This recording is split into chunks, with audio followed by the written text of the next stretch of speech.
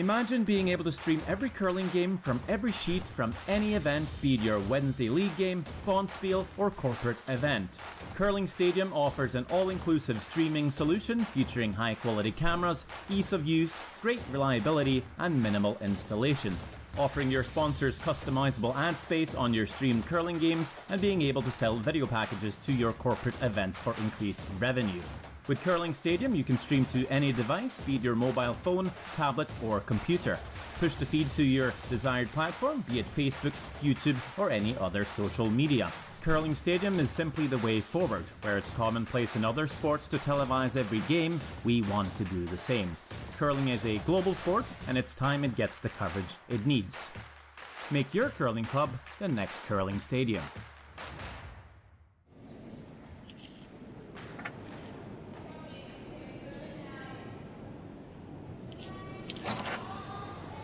Good morning, everyone, and welcome to the CBC Gem and Sasktel Curling Stadium live coverage from the RBC Dominion Securities Western Showdown. We are live here in Swift Current quarterfinal action this morning.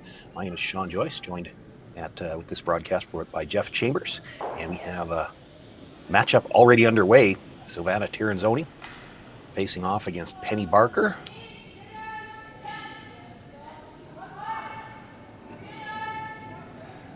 Long day ahead for the teams hoping to do well here. So not wasting any time getting started. Lead stone's already in play. Good morning, Jeff. Good morning. Yeah, looking forward to some great action today, and I know a lot of these teams, especially this morning, will be starting to feel the fatigue, but they're all looking forward to hopefully playing 3 different games today to get right to the finals.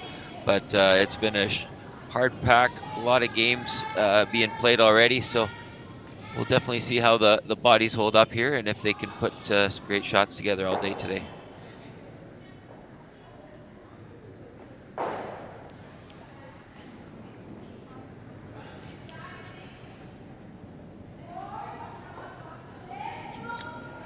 Silvana Tirinzoni, one of the strongest teams in the world for a number of years now. They did have a couple of lineup changes this year. It's not uncommon. You've seen a lot of that as the Olympic cycle ended.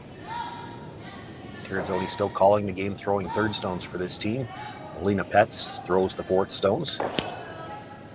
That hit made by Carol Howard, who is one of the new players at second this year, and Briar Hurleman rounds out the team playing lead. Penny Barker, by contrast, one of the few teams arguably in the world that has remained intact this year from the team they played with last year, the reigning Saskatchewan champions.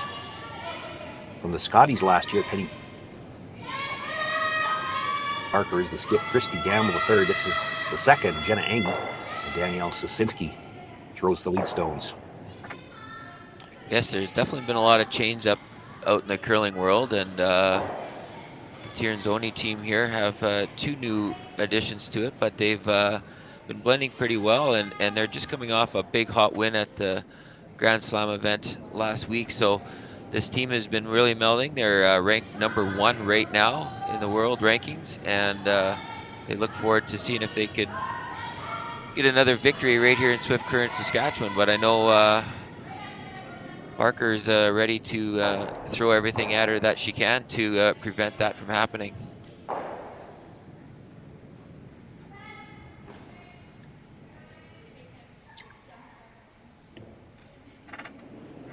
Interesting path for both of these teams getting here. They both lost their first game, and Tirinzoni went on a run through the B to qualify through the B event. And by virtue of that B event win, is the higher seeded team in this matchup. That's how she's got last rock here in the first end of play. Penny Barker lost her first 2 and then went on a roll. So both coming in here on a bit of a roll. Absolutely.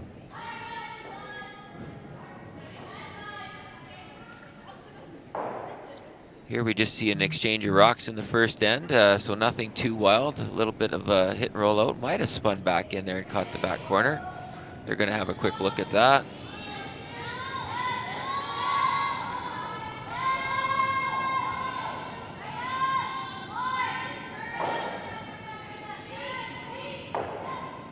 First indication is that rock just stayed out of the rings by the looks of it, but they're going to come around involved and see if they can hide one under the center.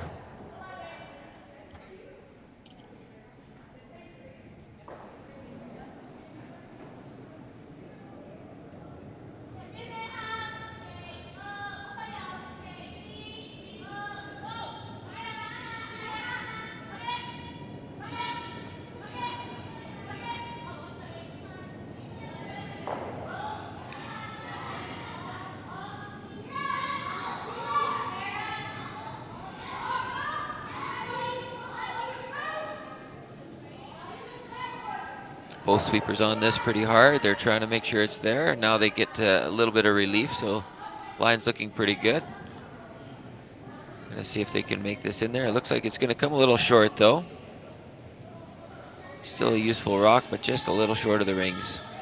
This allows Penny to take advantage and see if she can hide one in behind those two.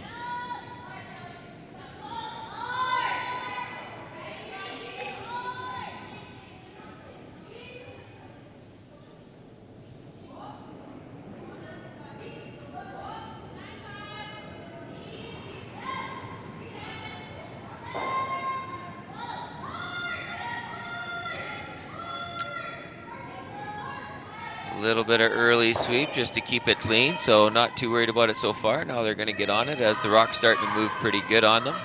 So they're trying hard to hold that line. And just didn't quite get on that soon enough, as they could have probably held that line as they just touched it, but now they got to kiss off, allowing for a little maybe hit and roll action, or they might just choose to draw straight in there to make sure that they get to top button. That looks like what the call is, so they're going to go to the draw and look to Alina to see if she can put one in there and get one hidden to see if they can generate multiple scoring end.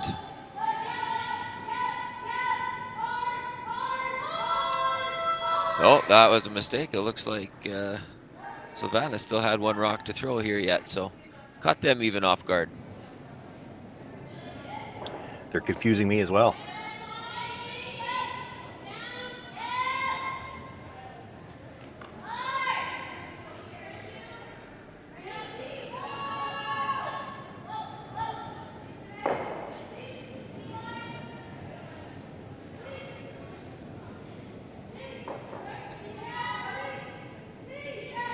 So Tirinzoni with her final stone here. Silvana with their final third stone throw.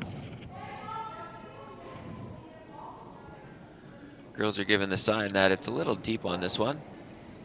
So they're just going to watch this. And Penny's going to jump in there. She can start sweeping at that tee line, but she is, and she got that to move out. So now an opportunity for Penny to draw in and sit two here and put some pressure on the reigning world champion.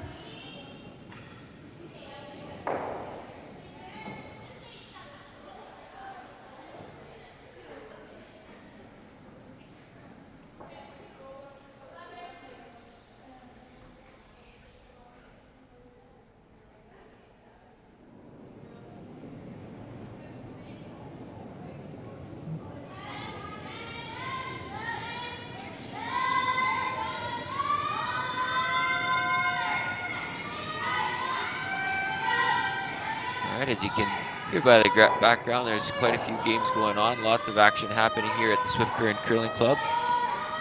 We're just so happy to have Sasktel Curling Stadium and CBC Gem being able to host such great action right out of Swift Current here.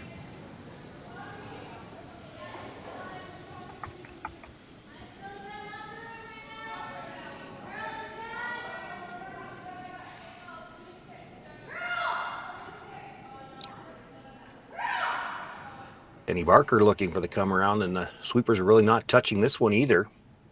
All right, great shot right to the button. So Tirinzoni is going to ask for Alina to see what she can do with this. There's a couple options. She can draw down and try to just do a baby tap on that one.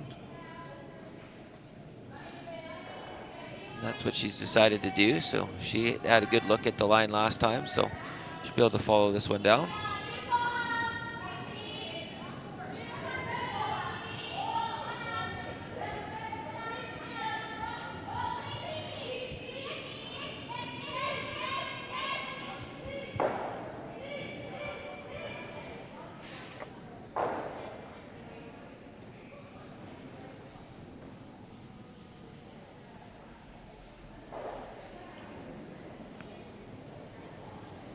right, she's got a good look at this one. So little intern draw.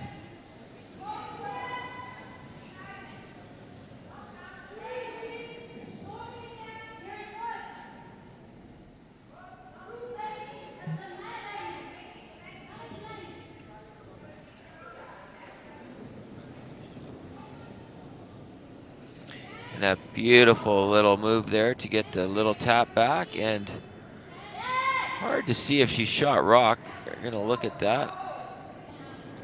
Don't think she quite got the shot rock, but she'll have that opportunity. So Penny's gonna come in there and make sure she covers that spot up.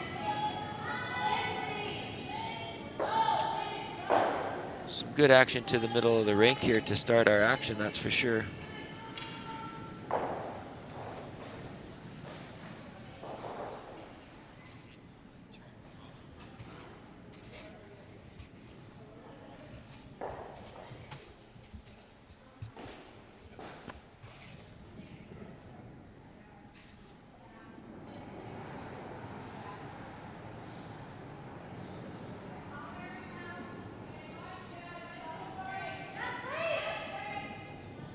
So Penny Barker without last rock, her final stone here in this opening end.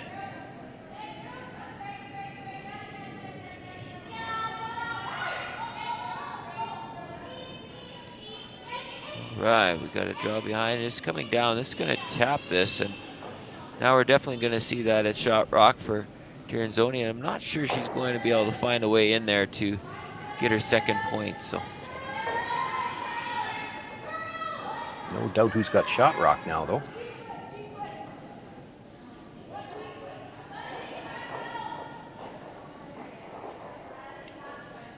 Are they looking at perhaps the slash? You might be able to kill all three reds, and then that yellow at the back. all right, having a Could be good the second discussion point. here, trying to figure out if they can generate another one on the angle there to make that double, but right now it's looking like this is just going to be a single point, but they're definitely looking at this to see if they can get all the rocks moving and maybe bring that back one in the back 12 to count for the second point. So looking at the different angles, looks pretty protected right now though, for sure.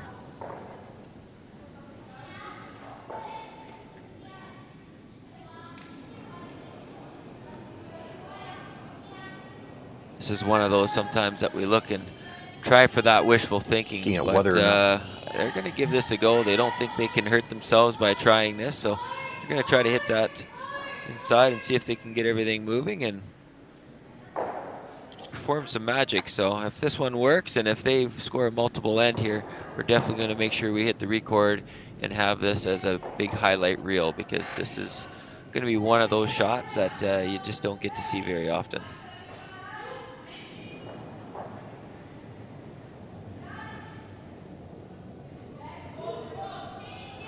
The Pats with their final stone here They in the want opening this to end. curl, so let's see. They're going to Looking for catch a a slash, piece, shoot it triple. across, and yes, not going to change anything. So 1 point in the first end. We'll be back right after commercial with Tirinzoni up 1 over Penny Barker.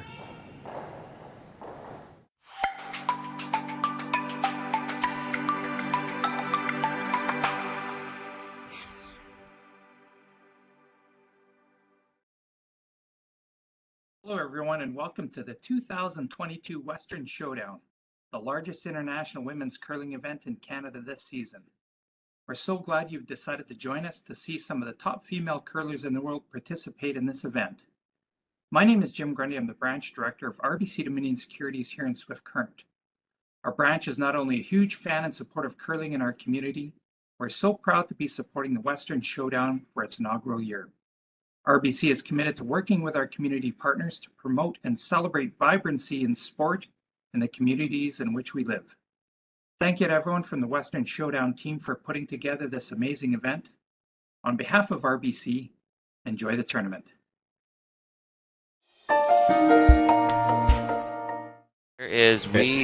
We were both going over each other on the YouTube channel, so that was a disaster. But on the CBC feed, it was just me talking, and I couldn't hear you at all that end. So a few technical issues there, but I think we've got those worked out now. Second end just about to get underway.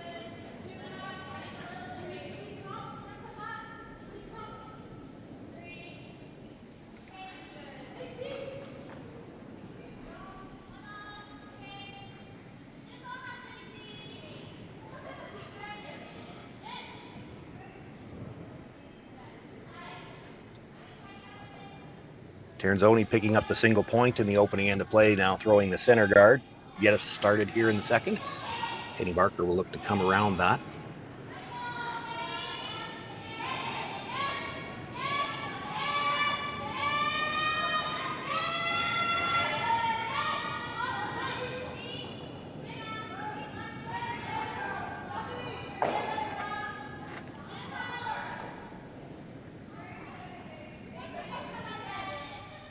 So we managed to see lots of rocks in play in that first end, and it looks like we're going to get an interesting end going here as the first rock was out front and Penny choosing to come right in behind. And now we're going to see a little bit of rearranging or setting up of the stones to see if they can set up some good angles here for multiple scores and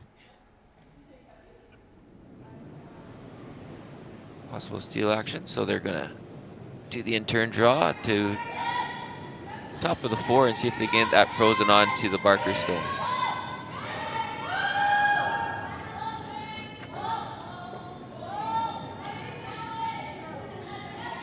Trying to get it to curl over just at the end here, and looks like it's a little heavier than they expected, so they're going to just tap that back, and actually they're going to tap that right through, so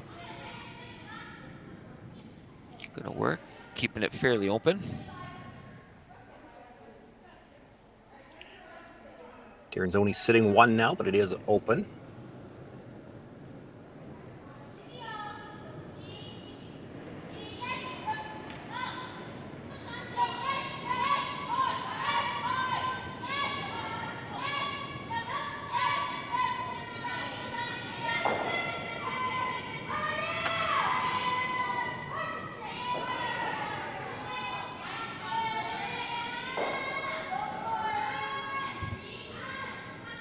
Danielle Sasinski comes down, makes the hit, actually rolls past the guard and out into the open on the other side.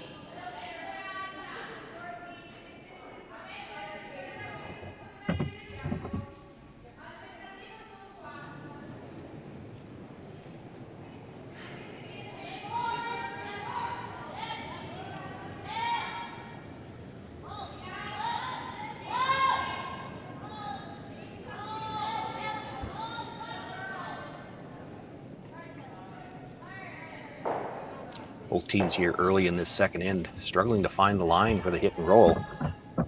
Rolls that one away from the guard ever so slightly and doing some housekeeping, maybe found something on top of the rock. Not wanting to see that fall onto the ice and perhaps affect the path of a stone. No, for the most part here from talking to the curlers, they've been very happy. There's only been a couple games where they've been finding that there's been something that's caused a pick on the ice. So very happy, very nice, clean surface, clean rink. So yeah, but anytime you see anything, you definitely want to get rid of it because the worst thing is to lose those stones to a dreaded pick.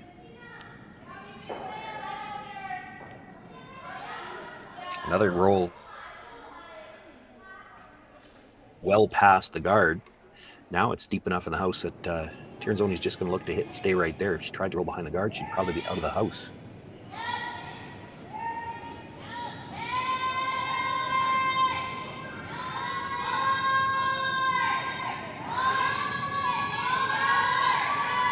Hard trying to hold this line out there, and it's just going to overcurl and another roll out. So gives the opportunity to Penny to drive one in here and try to get to that top 4 hidden position.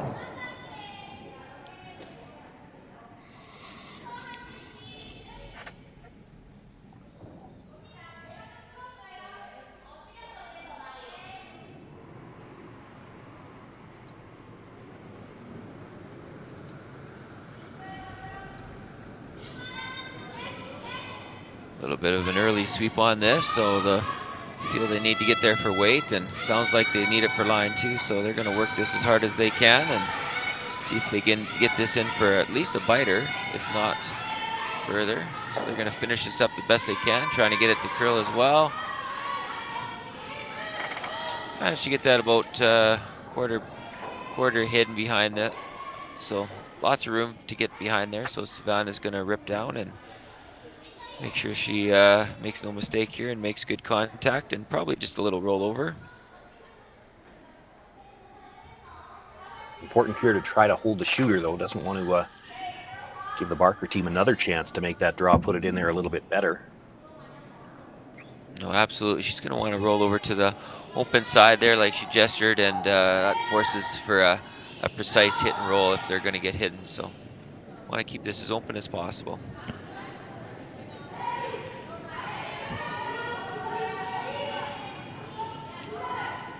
Nice, beautiful slide and release, and something that the curling world's become accustomed to seeing Silvana throw, and just so solid of a thrower, and very few misses we're going to see. And here again, just a beautiful shot down there, easy sweep, and got the big nice hit and roll. So another solid shot.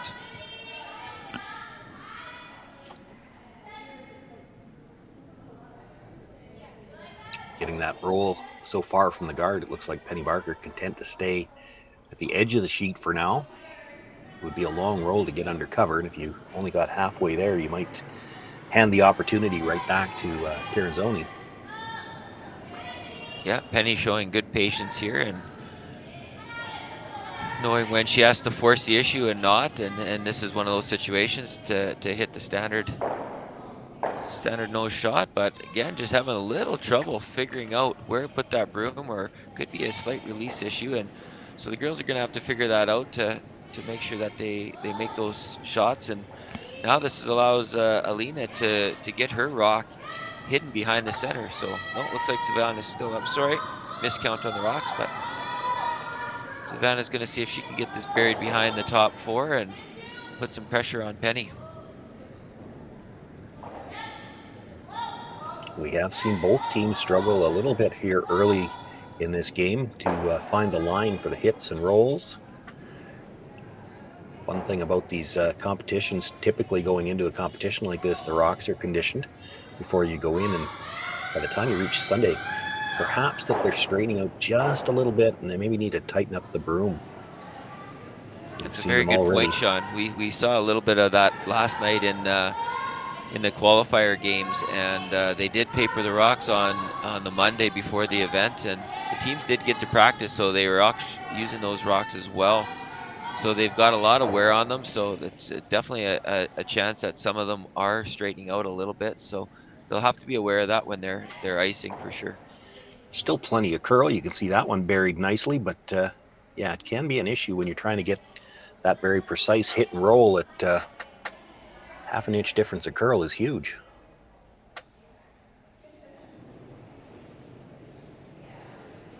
Absolutely. They see it even more with the hits that they definitely hold the line. We've been seeing the misses even last night, that most of the misses have been just a touch wide, and they keep trying to get that to curl up, but just straightening out just a tad, but they're still beautiful curl. No funny places in the ice. The girls have been loving the ice conditions. Jason Broughton and his crew have done a wonderful job, and especially at a club level, to have such great ice to play on is such a treat. And I've talked to lots of the teams, and they're just nothing but great things to say about ice conditions and their whole time here in Swift Current, Saskatchewan. Christy Gamble pulls her stone around into the top of the 8-foot. It is shot rock, but about half open.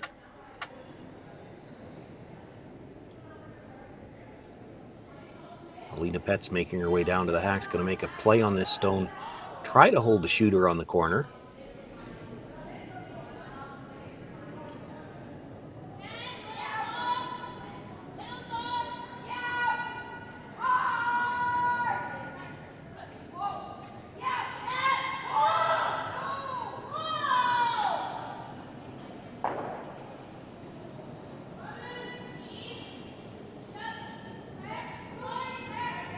Very intent look by Alina coming out of there. The focus is pretty unreal on these girls, and when they go through, this one's moving a little early on them.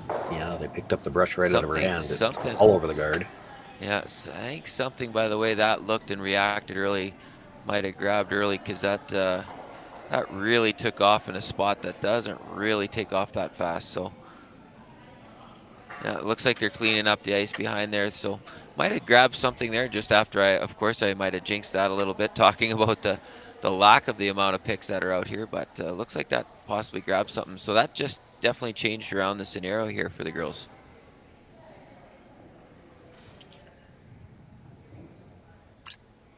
Does force a decision for Penny Barker. Do you try to come around the guard? That was her first thought. Or you could just draw open side. It doesn't look likely that you're going to pick up 3 here. The stone that's currently shot rock is open, so if you do bury this one nicely, Alina Pets will have a shot to cut you down to 1. The concern about coming around this corner guard is if you line up the yellow-red onto the one you're about to throw, you could leave her a chance to get both of them.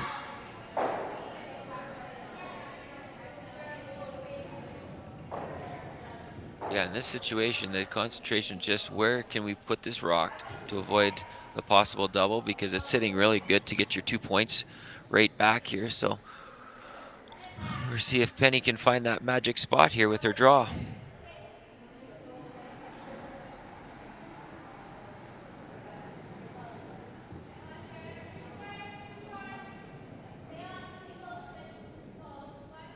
Early on, they like the weight. They're going to just do a light little sweep on this, so not too worried about the weight right now. It's just more about the line, and now they're going to try to hold the line.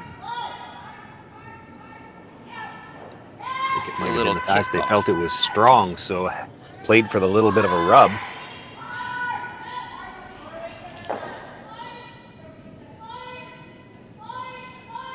Comes out past the guard, does do the job in that they're sitting 2.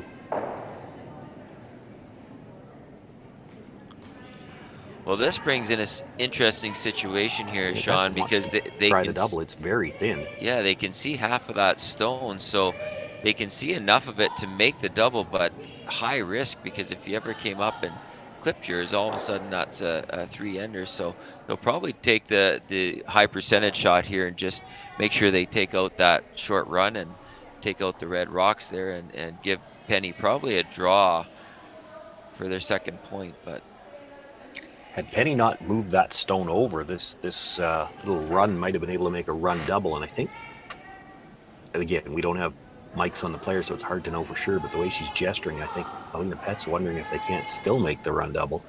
Tougher now, you'd lose the raised stone. And I don't think they feel like they can get shot rock with the run, so they're going to play the hit on the open one, try to roll behind the guard, see if they can't get shot rock that way, and at least force Penny Barker to have to come after it. yeah, definitely the higher percentage shot playing this one here. A couple opportunities to roll over, so not touching it early. So here we go now. So sounds like the line's coming pretty close where they want it to be. By the front one. Nice little roll. Hit, looking for the rolling behind both of those stones at the center, and will catch it, maybe a nibble of the button. Open in the port, but it is going to be tough to go after.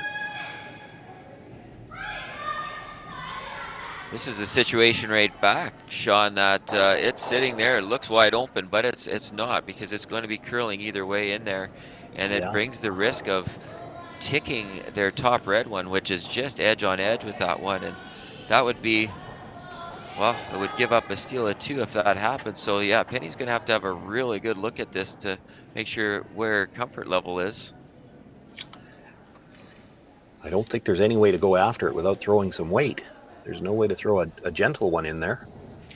No, the gentle would curl up too much at the end, and very hard for her to hold on to it at the end. So she's deciding to go with the outturn. And there's also that opportunity that they could have looked at just hitting that front yellow one right on the nose and run back. But in the second end, you don't want to have to hit those kind of shots to generate your deuce. So yeah, that's a little dangerous there too. Absolutely.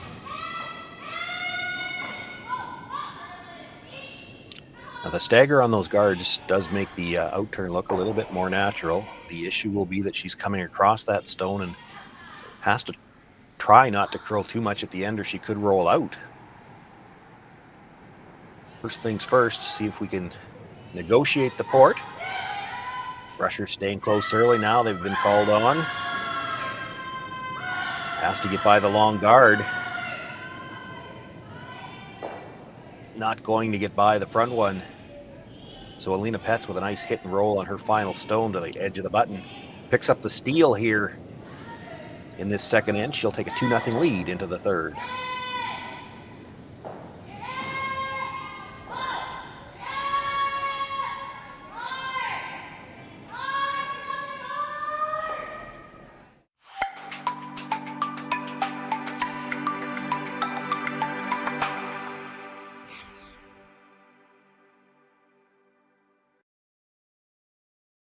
Hello everyone and welcome to the 2022 Western Showdown, the largest international women's curling event in Canada this season. We're so glad you've decided to join us to see some of the top female curlers in the world participate in this event. My name is Jim Grundy. I'm the branch director of RBC Dominion Securities here in Swift Current. Our branch is not only a huge fan and support of curling in our community, we're so proud to be supporting the Western Showdown for its inaugural year. RBC is committed to working with our community partners to promote and celebrate vibrancy in sport in the communities in which we live. Thank you to everyone from the Western Showdown team for putting together this amazing event. On behalf of RBC, enjoy the tournament.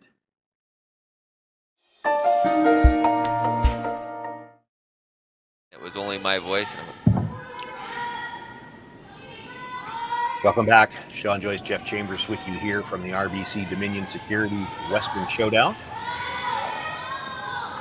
Thank you for bearing with us. We've been struggling with a few technical difficulties this morning. It's not affecting the play on the ice. The players having a great game. Penny Barker, their final stone, just over curling clipped the guard, so it's a steal of one. Silvana Tirinzoni with a 2-0 lead as we begin play here in the third. And looking for the first stone into the rings. Penny Barker now will ask Danielle Sasinski to throw the corner guard.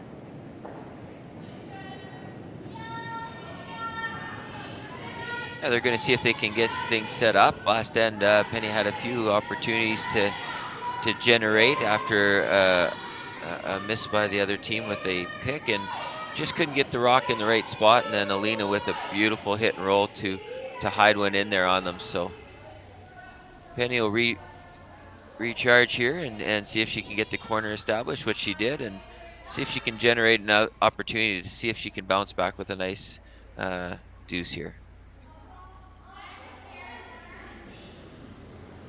This is our first opportunity so far in this game to see play to the corners, but having done a number of other games over the weekend, there's certainly lots of movement to the corners, and we've seen some high scores. Teams have been able to generate some big points.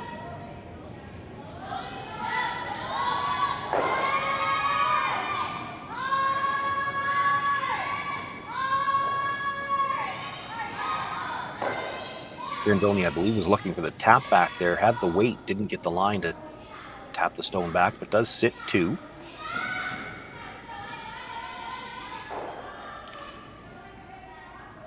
Well, this is showing some nice aggressiveness from Penny. It's pretty hard when you see a couple yellow rocks and they're sitting in front of the tee line and they're wide open, and not to take shots at that. Typically at the club level, you're every time you get a chance to rip at a double, you're doing it. But Penny's showing that she's going to use her corner to her advantage, and she wants to get one buried here and see if she can generate some offense.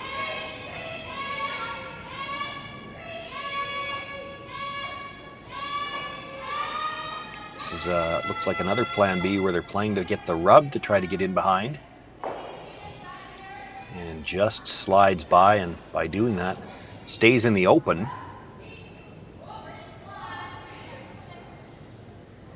This is just the fifth stone of the end. They do have to be a little bit careful. If you clip the guard coming by, it would go back into place. This is a tight port. Going to throw some quieter weight at it, but they'd like to remove that red stone.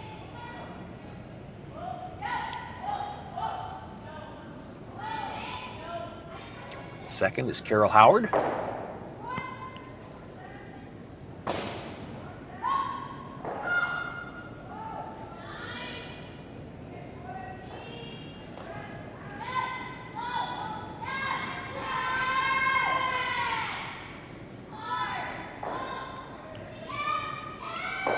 Makes the hit gently through the back and rolls her shooter in partly behind her own stone at the top of the 8-foot. Now Penny Barker's going to have to start moving those yellows around a bit.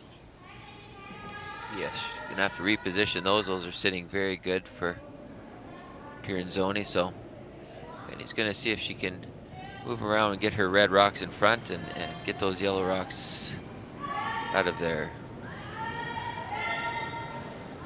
Jenna Eng.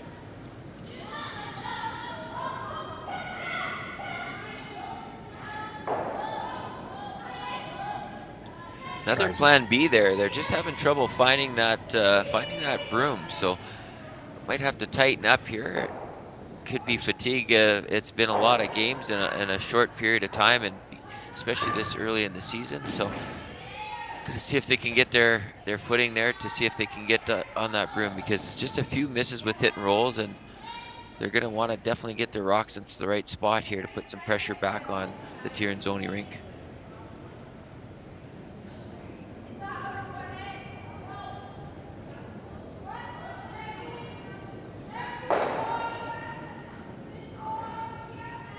Does have to go quite a bit wider to play this hit. Onto some ice they may not have seen yet.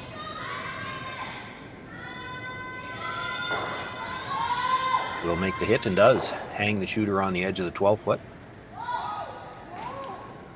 So it's Tirinzoni sitting 3 for the time being. Nothing under cover. There is the one corner guard belonging to Penny Barker, and they're going to look to try to hit and roll behind that.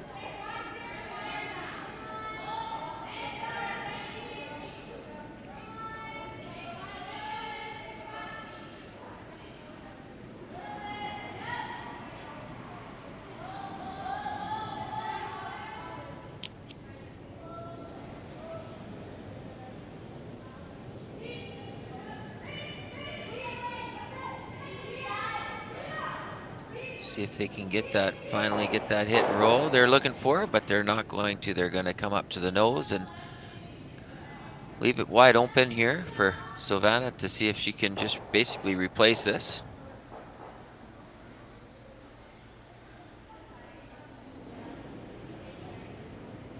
What do you think, Jeff? Is she trying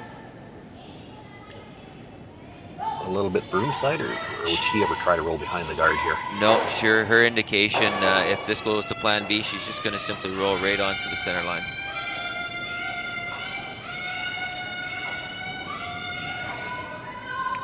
Just trying to make that roll back behind the corner for Penny Barker a little harder. Yes, she just wanted this to, where she indicated was just a broom width over, just right to the center line. Just exactly where she tapped, so leaves the opportunity for the hit and roll, but you still have to be precise on that. So Penny's asking Christy here to throw a solid one down there, and they might play around with the weight a little bit to see if they can figure out how to get that line in the roll. So see if Christy can find that secret ingredient there to get that nice hit and roll.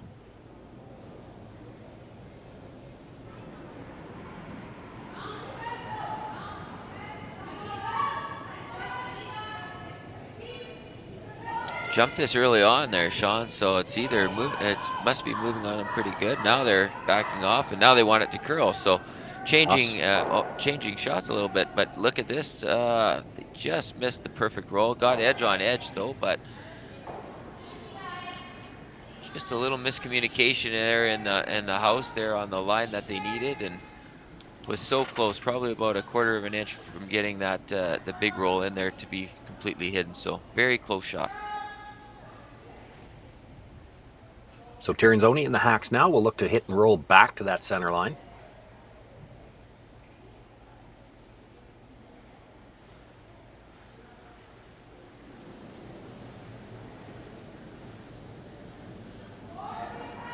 All she's worried about here is trying to roll to a position where it makes that roll back behind cover as difficult as she can.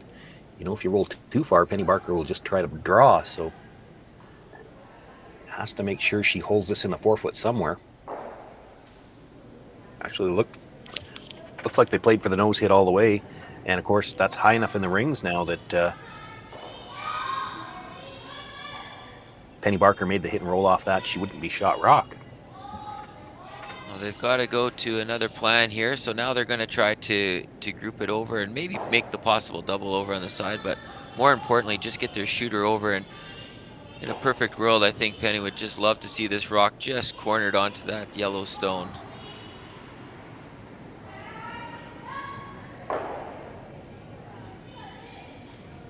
got on this early. Trying to hold the line the best they can, both going hard all the way, so you got some roll. Is it enough? You're gonna work this over, and nice fine shot. Just didn't quite get all the way over, but solid all the same.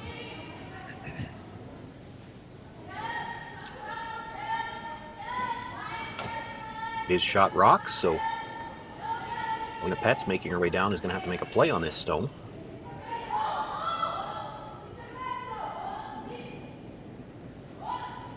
She'll likely look to hit this one right on the nose, and then Penny Barker, I think, with a hit and roll over, could probably get shot rock behind the guard. This one's going to be a little bit higher, but we'll see where it comes to rest.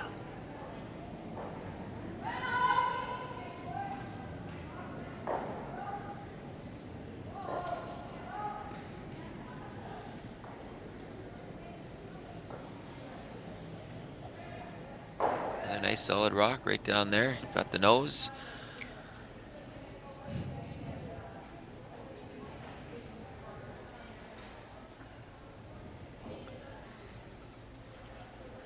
Looking at the options, if you hit the high one and try to roll behind the corner, maybe you can't get shot rock on that. It might be too high. You could hit the shot rock and rolling behind the one that was just thrown, but that would make for a short run. Not a lot of great options here, and they're having a really good discussion. And just like you had mentioned there, Sean, they're looking at where do they want to put this, and those are the two options they have. It's just which one would be better and which one would be easier to pull off at this point, because you need to get your either shot rock or second shot for this to give yourself any chance to score a multiple end. Yeah, and I think you need to make sure that stone at the top of the 8 foot is gone, just to make sure you've got a clear path for your final stone. You want to make sure you have a shot to score. Penny looked like she was lining it up there. Can we make the double and the roll? But I think you'd have to hit the first one thin enough that you're probably losing your shooter if you play that. Yeah, I'd have to agree. I think they're just coming down there, so plan A will be just to get that roll So looking behind to the make a play corner. on a stone. Sorry, go ahead, Sean. Yeah, no, I think just looking to play the hit and roll in behind the corner, and may not be able to get shot rock. But even if your second shot buried, it creates a problem for Alina Petz.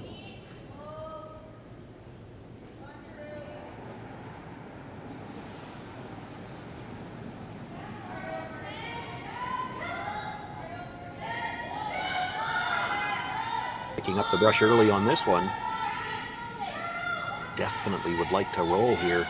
This is really curling hard across that center line.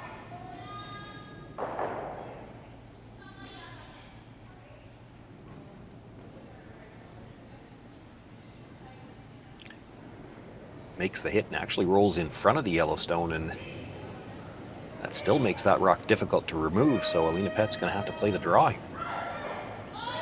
Yeah, again, just the girls are just having trouble finding their line and just not getting the rocks where they want to. But this is not bad as far as, well, I mean, you're allowing Tirinzoni to split the house, but if there was ever a miss, that's a short run back for two red ones. So the girls, Tirinzoni's rink here, and as Alina throws, they're going to make sure they keep this path very nice and clean so that they can, got to make sure that they get in for second rock here.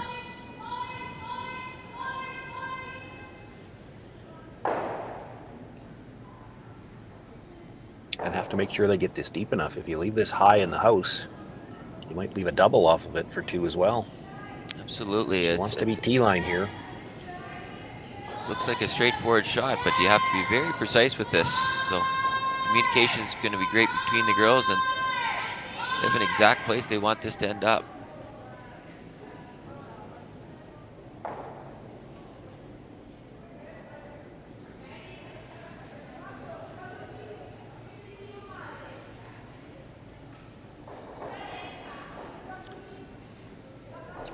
Does come to rest, back four. No double there. Penny Barker just going to follow it down, try to get her single point with the draw.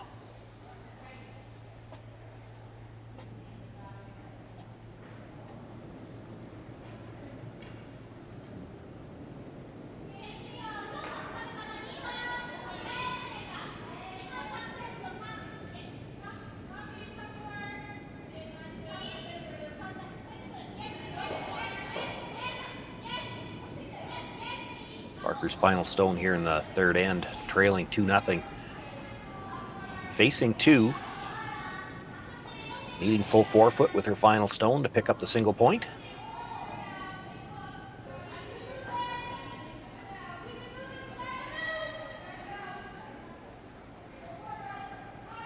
Solid sweep start to finish here, so Close they're to this going to one work all the way it. down. Yeah.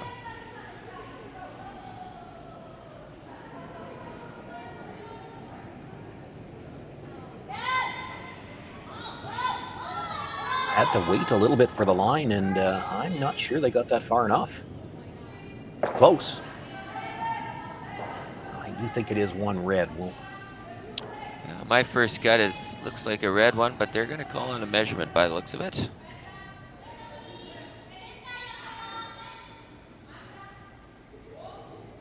So Christy gambles off close. on a It's run really to go close. find that measuring stick. Typically what we'll see in measuring situations is the thirds will be involved so that there's not too many people surrounding the house. So one person from each team will have a look and do the measurement. Typically at the other events that they'll see when they go into the world and the provincial events is they have officials to do that, but here at these events the players do it themselves, and it's typically the thirds. So Christy was off to find it, and of course it's at the other end, so she's making her way down. And as is always the case, whenever you need to do a measurement on a TD sheet, the measuring stick's always at the other end of the rink. Absolutely. Christy making her way down, and so she's going to do the measurement, and not sure who will step in. Looks like Silvana will be taking a good look to make sure that they're happy with, make sure it's inserted into the center pin correctly, and then she'll oversee where the measurement goes. So Silvana is going to take over here.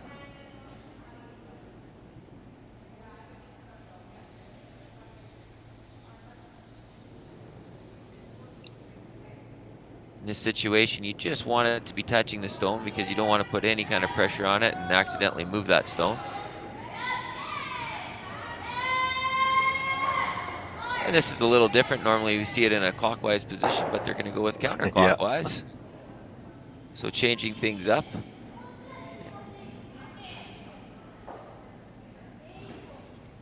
Christy wants a second look. This must be pretty close, Sean, if they're taking a second look at it. And now they're going to go around in the clockwise position, which is more typical for measurements. And they want to do it at a nice steady pace. Well, it is close. It is very close if they're taking a second look, and it's actually yellow. So yellow with another steal. So we believe it's a steal of one there for Tirinzoni, and they will jump out to a 3-0 lead here after 3 ends of play. Penny Barker will have last rock.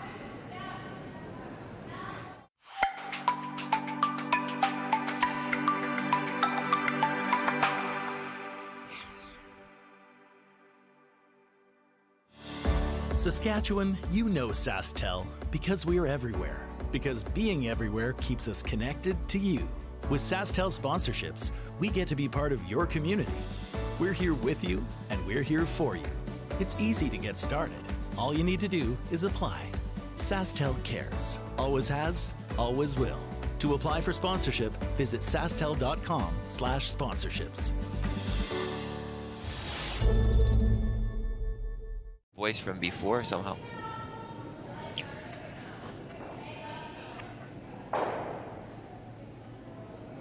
Fourth end just underway. The steal of one for Tirinzoni after the measurement gives her the 3-0 lead, and they'll call for the first stone into the top of the house. Penny Barker needing to generate some points here. We'll ask for the corner guard.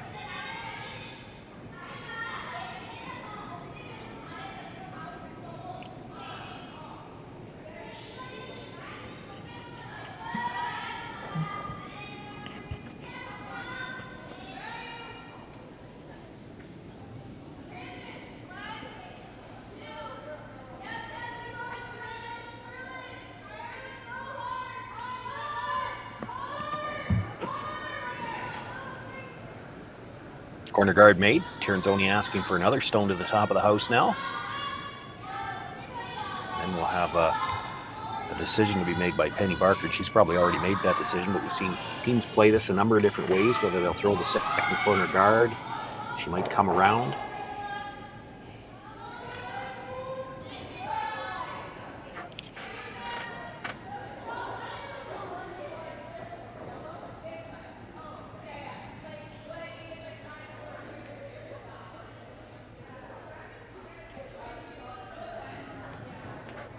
Sean, do you think there's a typical magic number there for when teams decide whether they want to come around that single guard or throw up the double guard out there? In this case, I guess 3 isn't the magic number, but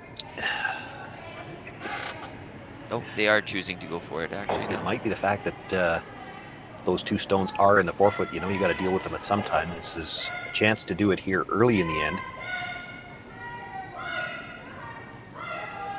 And we are still early, just the 4th end. 8 end games here in play at the RBC Dominion's Western Showdown.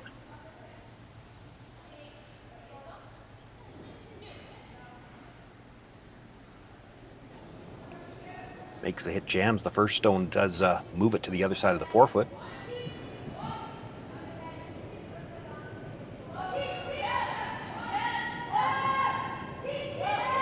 So it continues to be Tirinzoni sitting 1. They'll bring another one in. Just the 1 guard out front, the corner guard belonging to Penny Barker. Tirinzoni would like to keep the play away from that.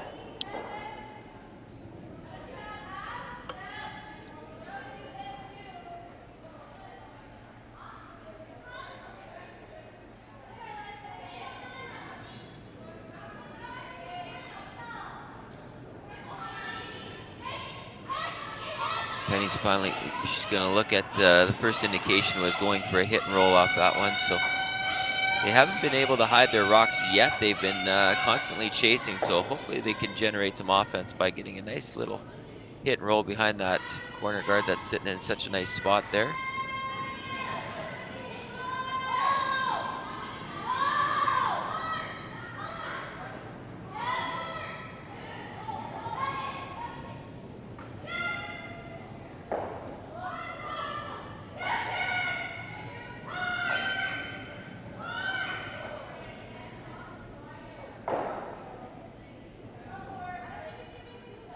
Just once again, just having trouble finding that line for the hit and rolls, and got onto the nose. So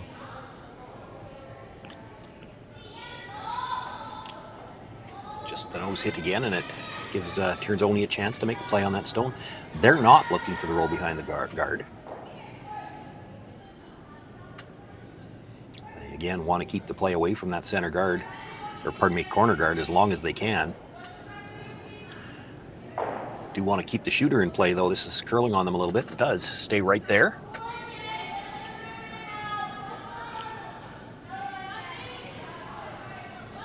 very similar situation to just the last end, trying to get the same kind of rolls. So very similar setups. Yeah, they're one good hit and roll away from perhaps setting up a deuce. But that has been the trouble, and really both teams, when it come down to needing to get precise rolls, haven't been able to find the line yet. This one they're asking for it to curl up a little bit, so it's hitting a little thin right now, and again, just struggling with those lines. Just too many little misses to set up the aggression, and now that gives the opportunity for Silvana to be able to peel off that front, and it'll be wide open and nothing to hide behind.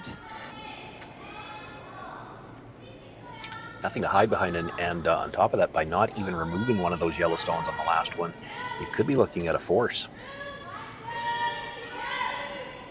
Had she at least removed one rock when she rolled out of play, the blank would be alive.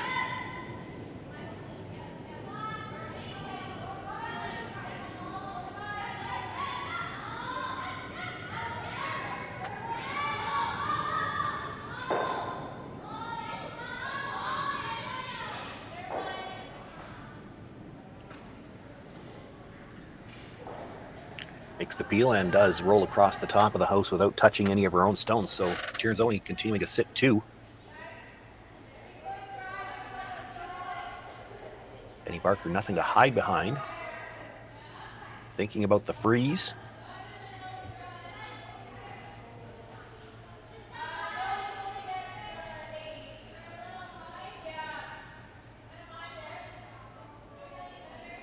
Opting for a quieter hit on, I believe, going after the hit and roll towards the one on the 12-foot. Don't think this was a double. Certainly with that weight, looks like they're just looking for the hit and roll.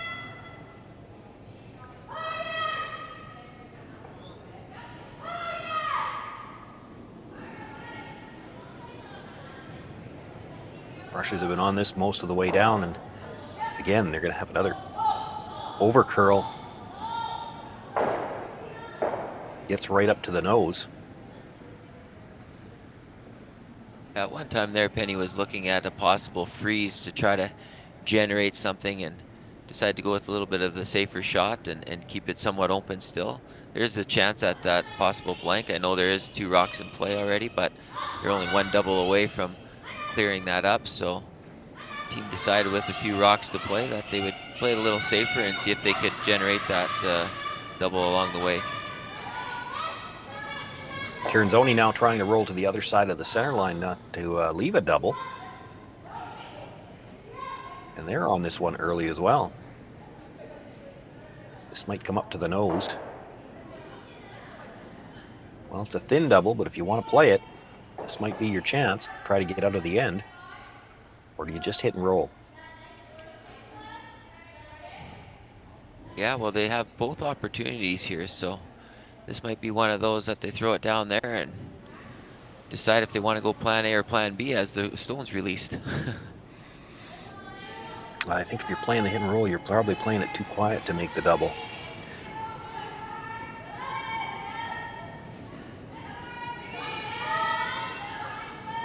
Well, with this way, it looks like they're going for the hit and roll, and they're on it early, which means it's moving up towards the nose. Got a little roll out of it, not quite as much as they like, but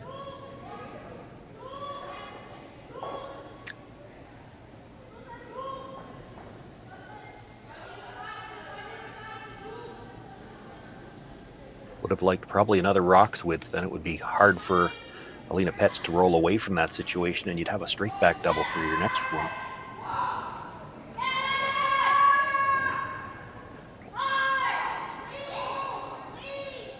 She's probably going to have some kind of a slash available. Decision she'll have to make if Alina Petz hits this right on the nose. Penny Barker will have a choice. She could play the slash double, or she could play the hit on the back one and try to roll behind the stone that's about to come to rest here when it hits. Well, I don't think a nose hit's in play. This took off again, and that is the same stone that she had trouble with last end. Now, they wondered if it didn't pick then.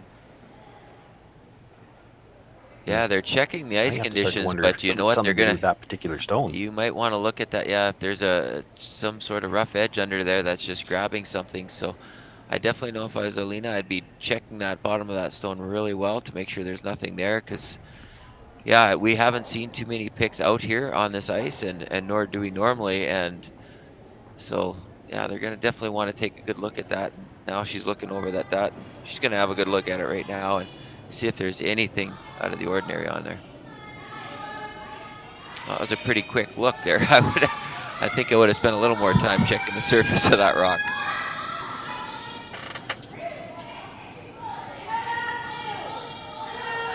Well, it certainly swings the momentum in a big hurry in this fourth end. Penny Barker was looking at being forced, and now suddenly has a chance to split the house and try to pick up her deuce here in the fourth end.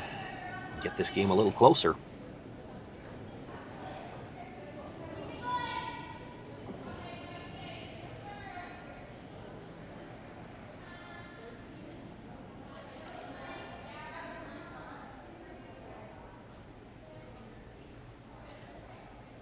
Just needs to be deep enough with this one so that she doesn't allow an opportunity for the double.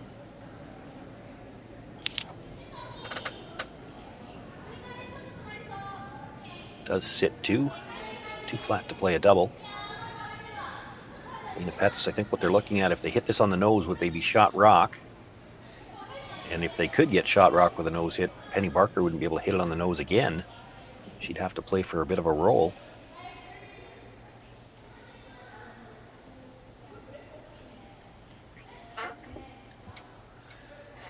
You see Danielle taking the extra time to come all the way down the ice, so as if they haven't had to do enough sweeping in the last few days, but she's going to make sure that it's a nice clean surface for this rock. So just tremendous shape that all these athletes are in with the amount of sweeping and body stress it takes to constantly do all this sweeping. It's pretty amazing what they do.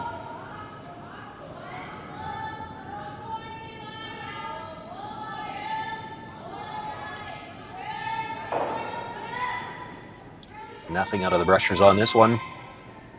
She makes the hit, but needed to roll just a little bit to the inside to get shot rock. It is Penny Barker sitting shot rock right now, and a chance to draw. She'll need full 8 foot to pick up her second point.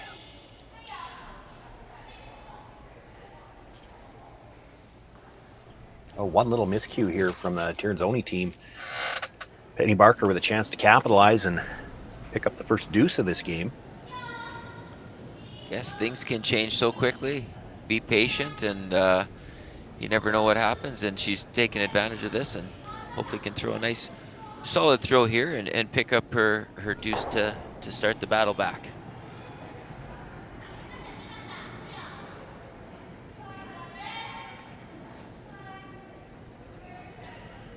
Final stone from Penny Barker on the way.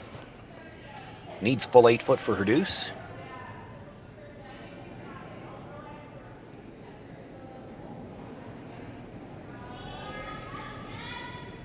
Brusher's just cleaning it in. It will come to rest. On the edge of the button, she does pick up her 2 points. Penny Barker on the board with 2 in the fourth. Tirinzoni continues to lead 3-2. Sasktel Be Kind Online wants to stop cyberbullying. Want in on the action? We award up to $1,000 for youth initiatives that help spread kindness and prevent bullying. What great idea do you have to help stop bullying? Sasktel can help. Go to BeKindOnline.com and apply for a grant today. Together, we can make a difference.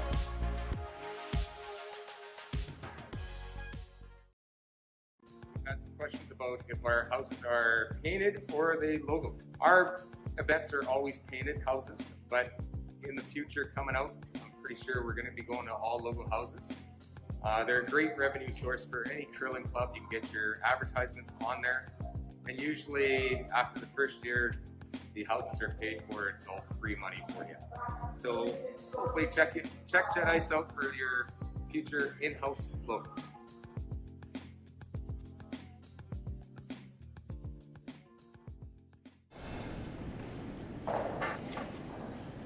Welcome back, everyone. Fifth end just underway. We thank you all for bearing with us. I understand we've been having some technical issues with our audio this morning, but we'll do the best we can.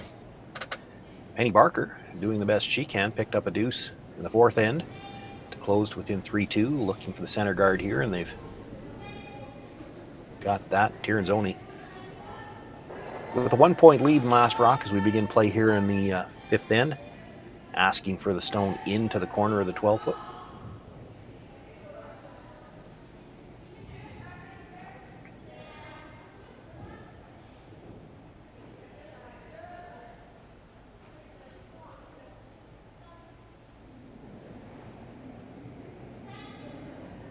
Comes to rest, biting back 8 foot.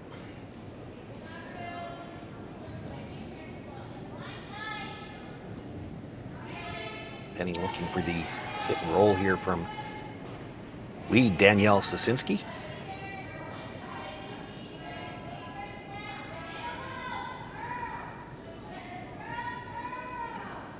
Asking this to curl a little bit. It's just hanging out there on them a little bit. Or maybe a lot. So just an unfortunate miss there. Just got it started outside and just couldn't get that back in.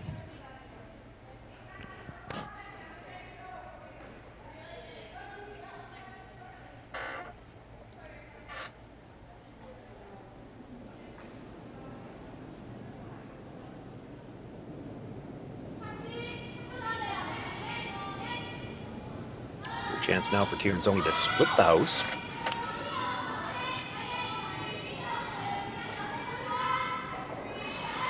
actually thought she might play this to the same side because it will be in the way when they try to peel the guard later on. One of the two of them will be anyway.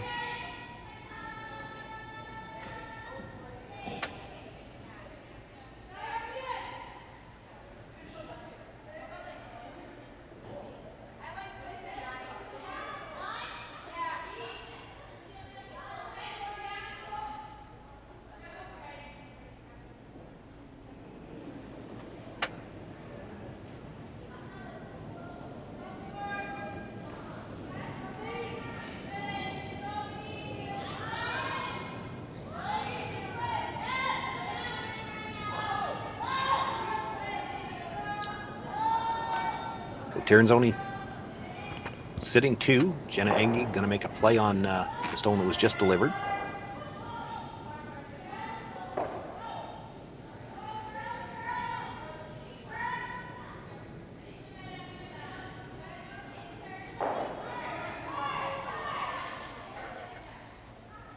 Makes the hit, rolls towards that center guard, but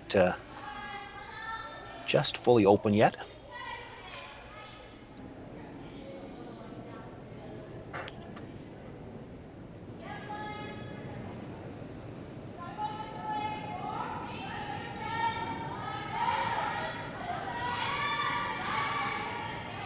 Howard looking to make the play on that stone.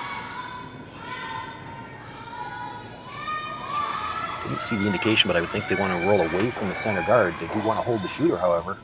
They definitely rolled away, hit, but a little too thin and rolled out on that one. So opportunity for Penny to clean up house a little bit and get rid of the other yellow one and see if she can get a little bit of roll over towards that center guard. Even though it'll be at back of the house, it's still be nice to have that red rock back there.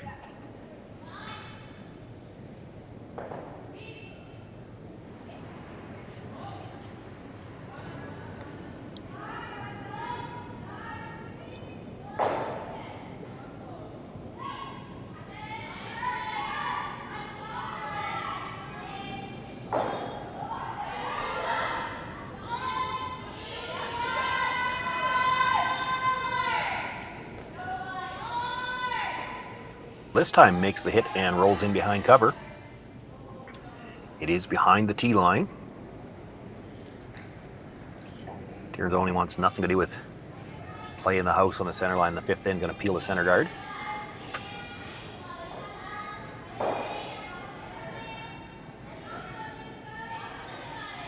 So now just the one stone in play, that stone belonging to Penny Barker. Back of the 8-foot. She's going to look to guard that.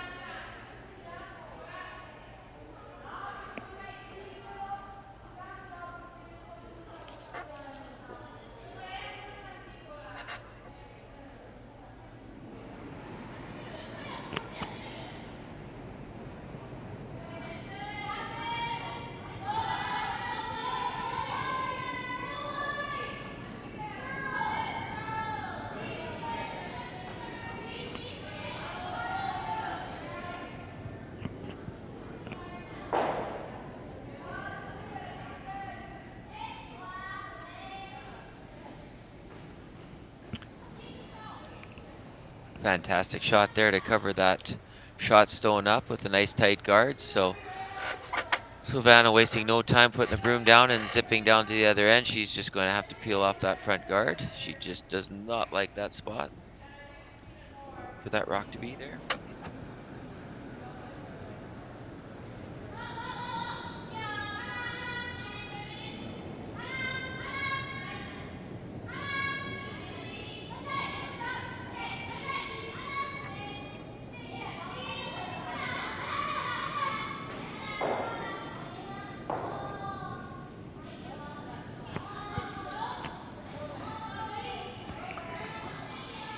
See Penny want to replace this rock right away. Ask for the same shot down there.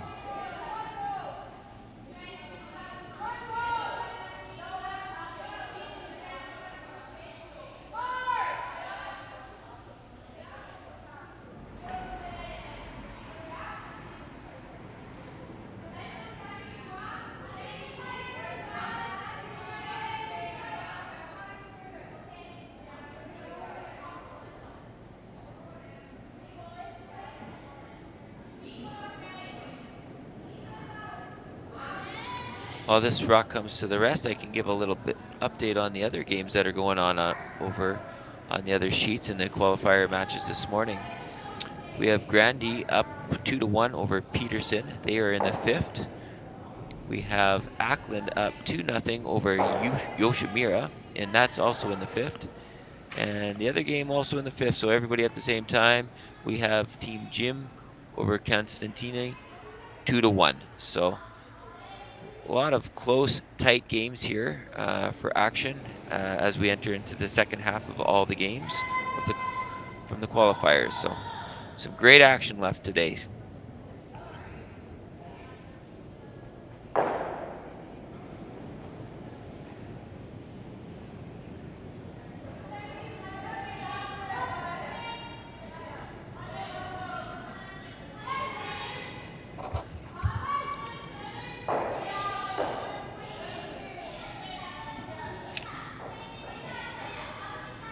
Apologies, audio difficulties continue. I think I'm back with you now. Lena Pets with the double. Or pardon me, Silvana Tirinzoni with the double on her final stone of this end.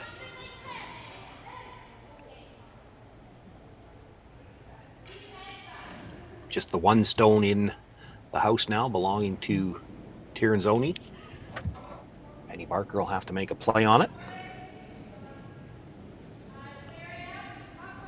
Yeah, that was a terrific double to bounce back there, and Penny was trying to maneuver her stones around to avoid that, but just came a little too deep and give that opportunity, and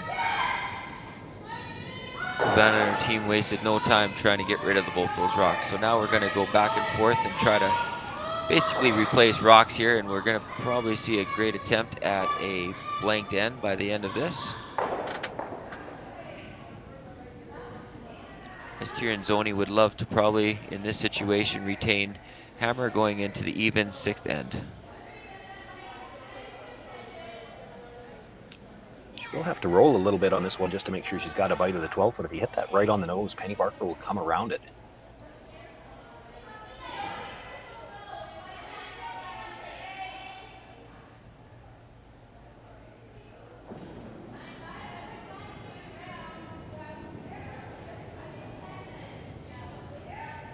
So Lena Pets with her first stone here in the 5th end.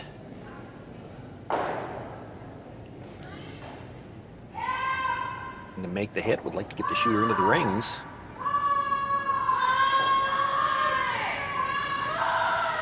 And it does look like she's got a bite. I think it's close. Yeah, it's very close, but Penny Barker thinking it might be out. yeah, Penny's thinking it will come around, even if it is biting. But yeah, if it's biting, you'd think you'd try to hit nose and stay there for a possible guard. But she's going to take the aggression and try to tuck around this that. is Penny's last. This is Penny's last. If she's going to hit it, she's going to hit and roll in. But True, she must see that outside. So let's see if she can hide that. come around. As long as you bury, even if it is a biter, the run back won't hurt you. She's got to bury this. Now the other thing is, if you think it's out, you can't really flirt with it coming by, because if you ever touch it, you could put it in.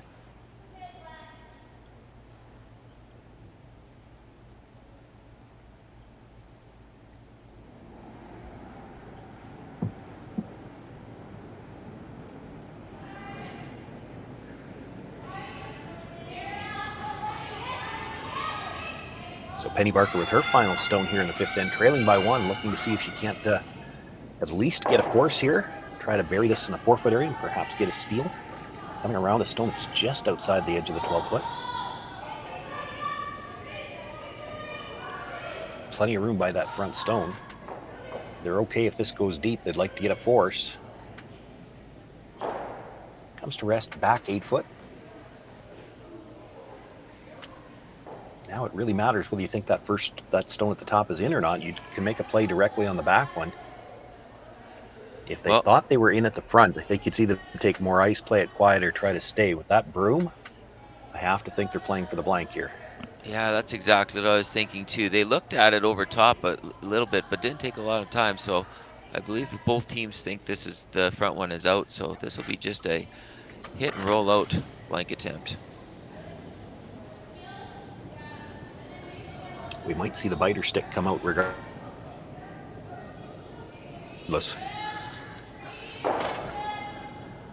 They're gonna ask first. They almost kicked that off. Did you With see her that? final still makes the hit. Yeah. We'll see if they're gonna kick that off, and so we got a blank end. So the score remains 3-2 for Tirinzoni after 5 ends of play. Penny Barker will be looking for the steal when we come back for the 6th.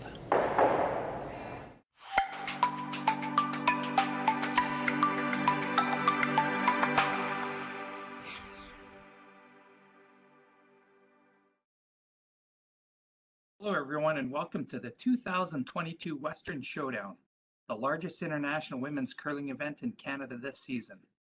We're so glad you've decided to join us to see some of the top female curlers in the world participate in this event.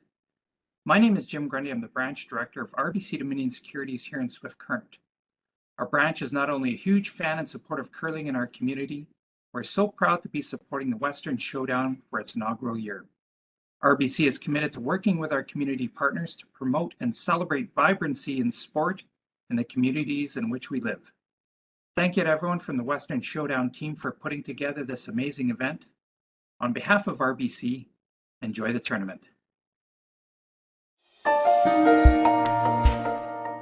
Back up and yeah, no, so.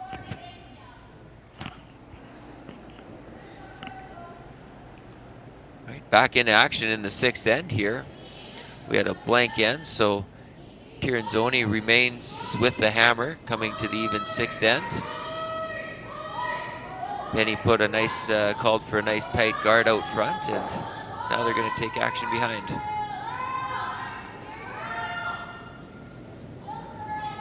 Just getting a little update on the other games that are going. A lot of tight matches out there. So some great curling, being able to be watched by everybody here in Swift Current and all the travelers that decide to come to Swift Current to check out the action. And we also welcome everybody out there, thanks to the Sasktel Curling Stadium and CBC coverage, for being able to watch some great curling right here in Swift Current, Saskatchewan from all around the world. So just fantastic to have this opportunity.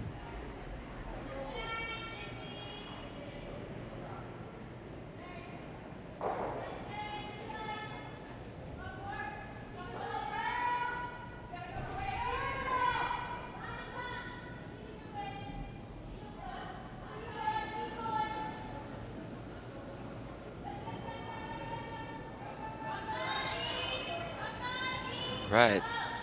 Attempt at the draw around freeze there, but just comes up a little bit short.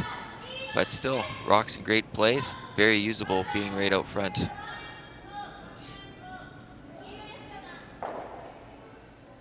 Tirinzoni's going to call for the come around on the wide side.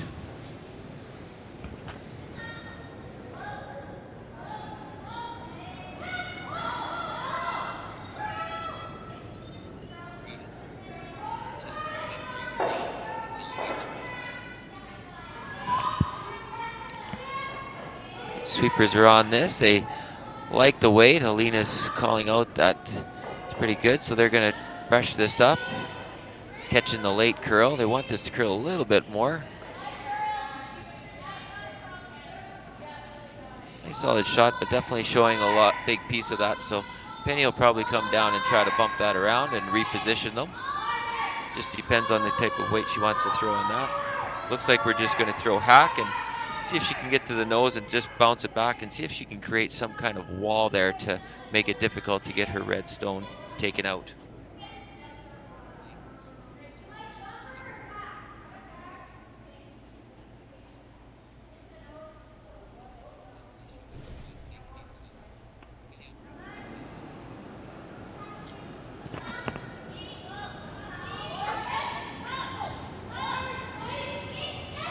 Tirinzoni's putting through.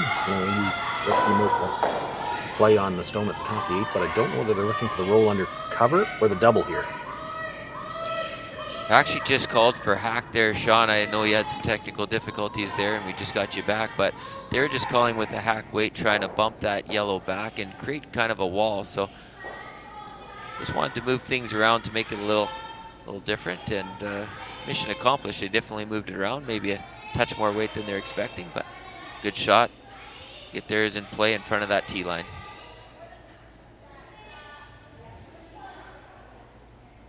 And that was the 5th rock of the end, so now Tirinzoni has the option to start moving those guards, and I think she'd like to see that center line clean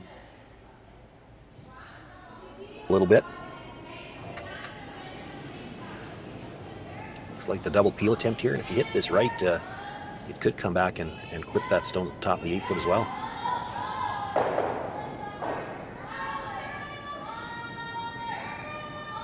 Lots of movement there. Had lots of rocks in play, just like you had mentioned, and so all clean out front. Just the 2 rocks in the house remaining. So Penny's going to say, I'd like to guard that up, that one in the full 8. It's not shot rock, but if she can protect that, it's in a great spot, and she wants that to remain there for as long as possible.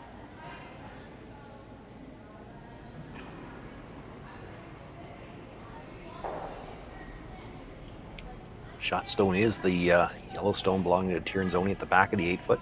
Penny Barker looking to protect second shot right now.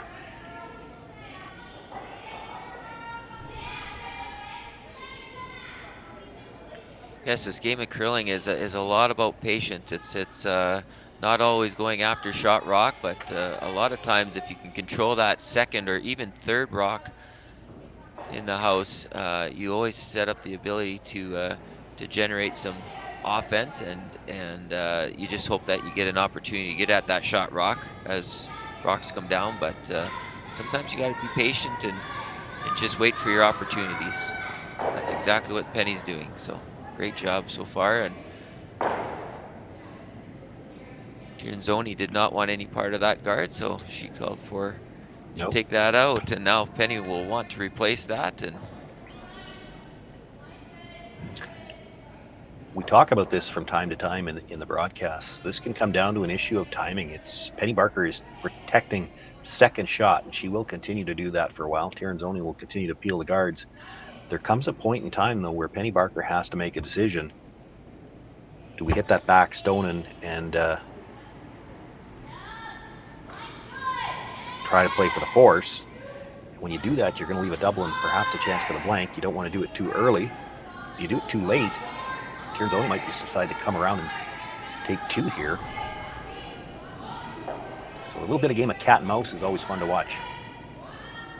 Absolutely, it's a beautiful game. There's a lot of gambling involved.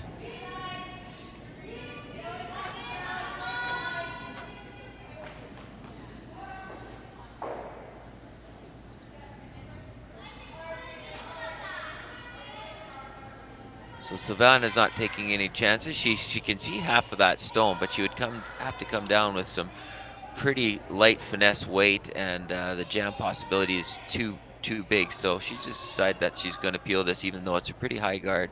She's going to peel that and keep a nice open look for now.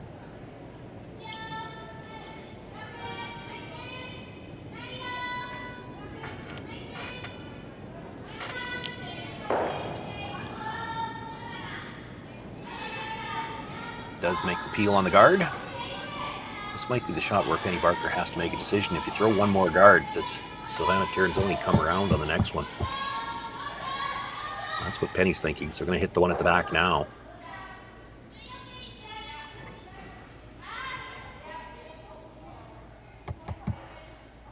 For a lot of teams, that would be the decision point. Is, you know, you've got 3 rocks left to the other team's 2. We're going to come around. Penny Barker knows that. Doesn't want to give up 2 here. Wants to play for the force. Needs a bit of a roll to the outside to make the double difficult.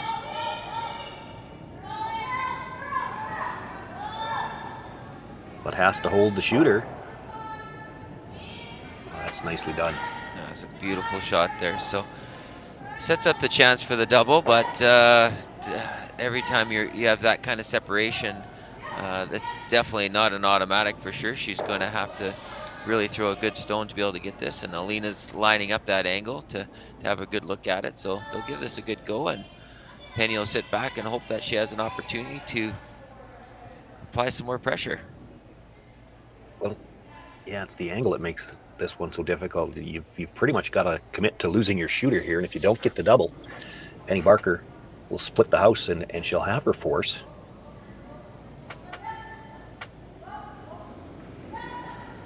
No way to make this double without losing the shooter. Sweep call's been close.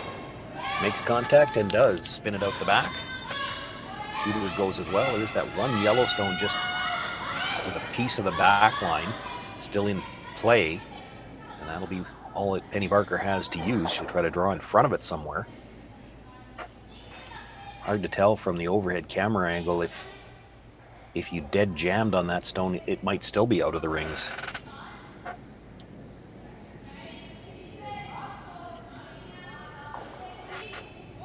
Penny's decided to go wide here, try to put it in a new piece of the ice that they might not have had much of a look. Anytime you get it out that wide, it brings the possibilities of possible misses. So she's gonna try to find a little bit of a open hiding spot over there, and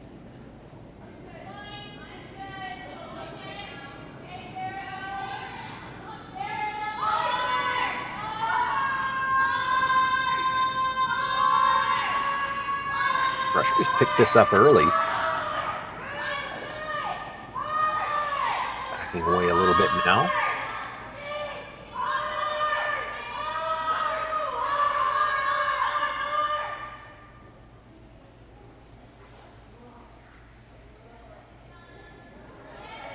well, I think that surprised the sweepers a little bit. I think the way they were sweeping, they thought that was right on the tee line, but slid to the back without any problem. You might see that back rock come into play now, Sean. Yeah, I think that's where they were trying to put it. Get in the neighborhood of the back stone. And again, I'm not sure. I think if they hit it and dead jammed it, it's probably out of the rings. But if you ever got just a little bit past the nose, jammed it to the in center line side of that rock, it might roll into the back of the 12.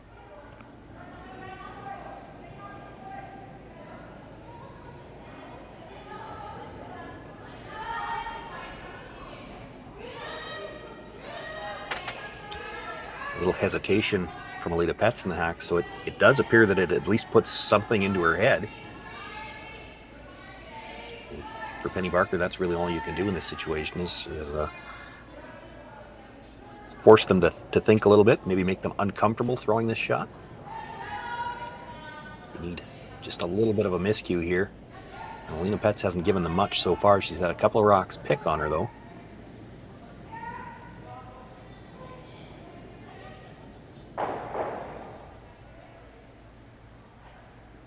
Makes the hit, does jam it, it stays out of the rings. So this Tirinzoni sitting one right now. Now if, I think they spilled just a little bit farther out too, so even if Penny's able to roll in front of that, again, I think a jam would be out of the rings. Yeah, I think it got a touch closer, but yeah, it definitely would have to be a perfect jam, and then still might not be enough. But first things first, make contact, sit your red rock there, and make them come at you.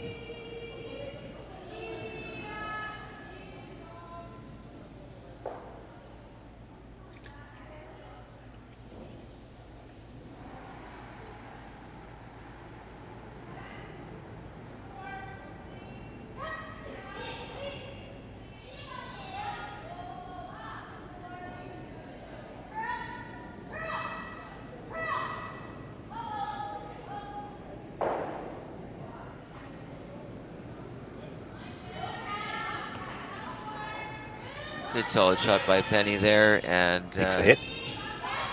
now they're going to ask Alina to peel that out of there, and we might have another back blank end.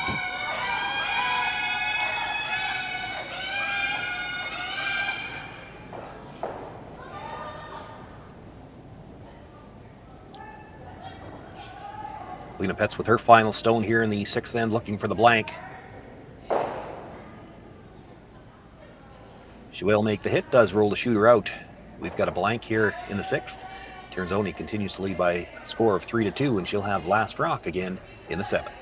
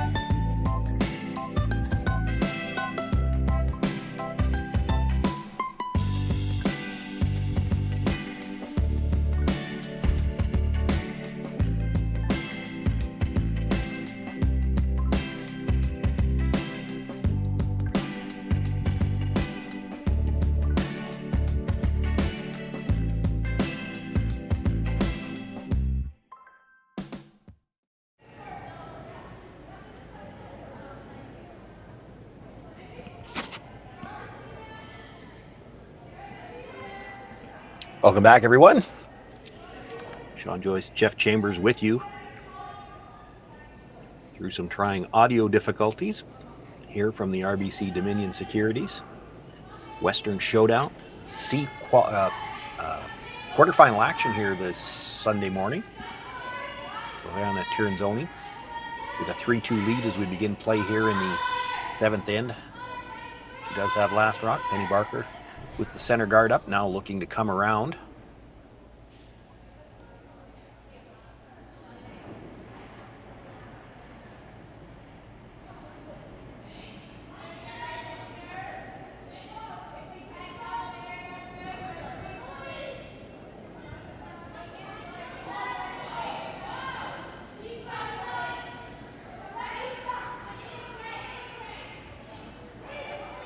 Plenty of room by the guard.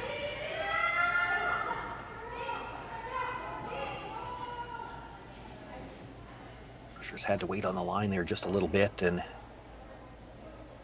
comes up, I think, just short of the rings. Now they might want to make an agreement on that because she can see half of that, might decide to make a play on it, and they are going to ask for the biter stick. They can't decide for sure if it's in. This is the one situation in the rules that does allow for a measurement in the middle of an end. You have to determine if that rock is in the rings before you know whether or not you're allowed to hit it. So they will use the 6-foot measure.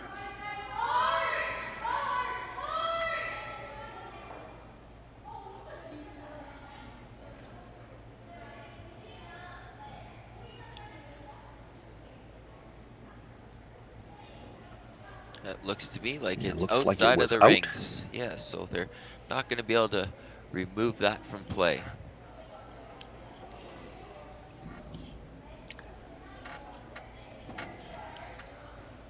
And that means the come around for Briar Hurleman.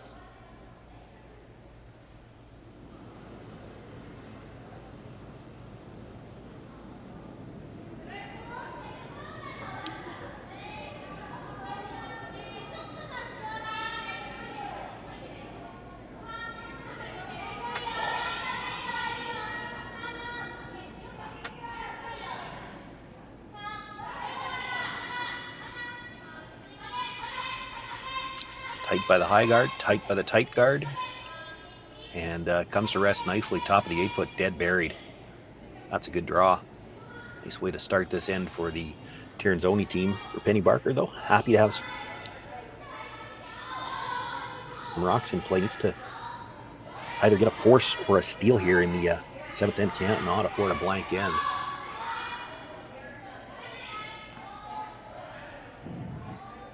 Thinking about coming with a wide out turn here so that they can tuck around there. That's a hard rock to get around, seeing it is in the 8-foot. A lot of times we'll see just a corner freeze on that top yellow to leave your red rocks in front of it. But Penny's going to try to kind of get this at least half hidden to make it a little harder to remove. That was interesting. I don't know if you noticed that or not, Jeff. They when they decided they're playing the come around here, they've switched stones. So it's possible that Jenna Aggie feels like she's got one stone that curls a little bit more. When they're trying to play a come around on a stone on the top of the 8-foot, that's probably the rock you want.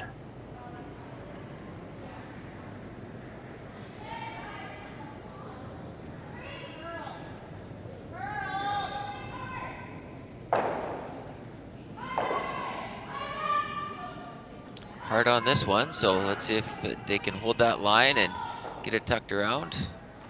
Last minute call off, so then change minds, keep it in front, and a little bit of a bounce off. Just got caught in between.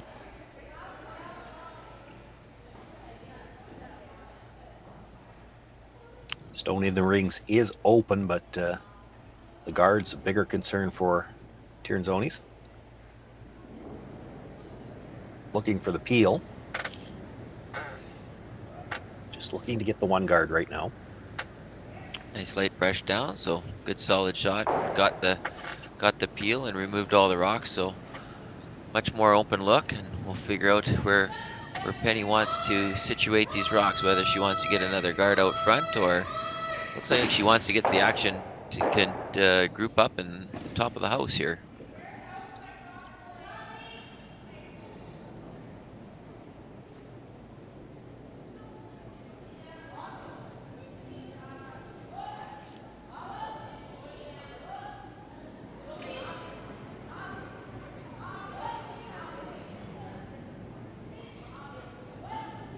Well, there is a pocket formed between that red-yellow at the top of the 8-foot, so if she can sit in that pocket, this stone, well, it wouldn't be shot rock. There'd be no chance for Tirinzoni to remove it for a while, and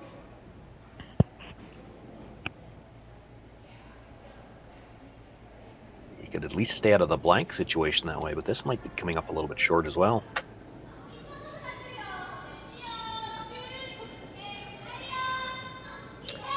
Well, being a tighter guard here, and they don't like their guards up front, they might take a crack at trying to do a combination of some sort to move around a couple of the reds, and that's what she's looking at right now, which way she wants to run that or take an attempt at a double. So Lena's going to come down there and have another look at it too, because this is an opportunity to move multiple rocks at one time. Yeah, the only thing is there's a little bit of risk when you're running it, and that's what Tirinzoni's looking at. If you try to run it at the rock that's in the 8-foot and you ever run it past, you could jam on that stone at the back 8 and leave Penny sitting 2 in the rings. Problem with trying to double peel with 2 center guards is you're probably leaving your shooter right there. So they're going to opt to peel it towards the red in the rings, I believe. I would think if they were playing this, they might just be playing the straight peel, just picking over the top of everything.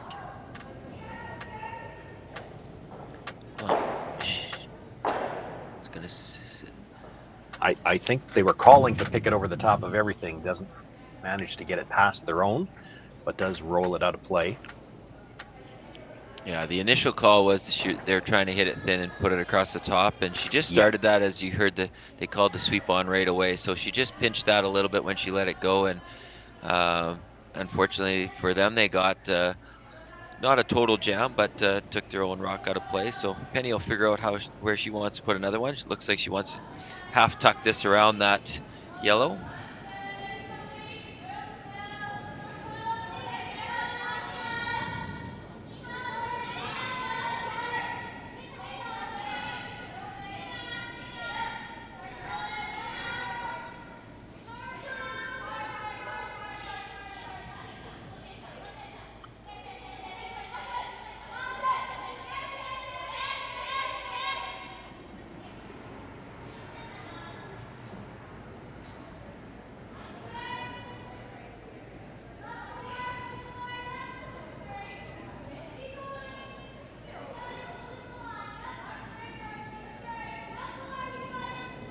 Girls are on this right from the beginning and sweeping all the way, so fatigue will be setting in here right about now, and the girls are wondering where is that house, and there it is. So just a hair light, 2 more feet, and they would have had a beautifully buried rock there. Still in play, still in a great spot, and definitely going to get Silvana thinking. So they've called their shot. They know what they want to do. Looks like they're going to come off that red rock and make a double by hitting almost right in the middle of that red and yellow rock.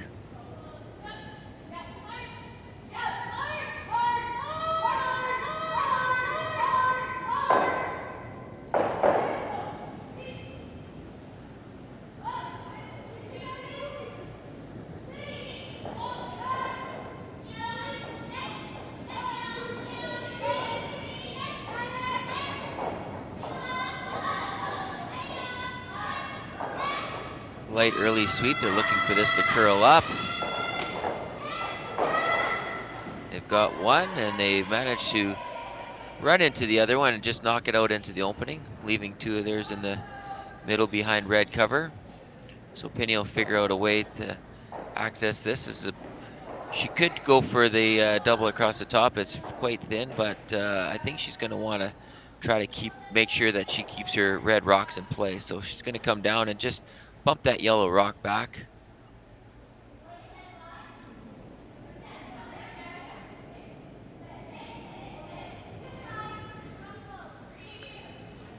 All right, just figuring out the weight here and see if they can bump back that yellow right through the gap there and have 3 red rocks remaining close by to use and access. Just a light sweep means they're really close to the line they want.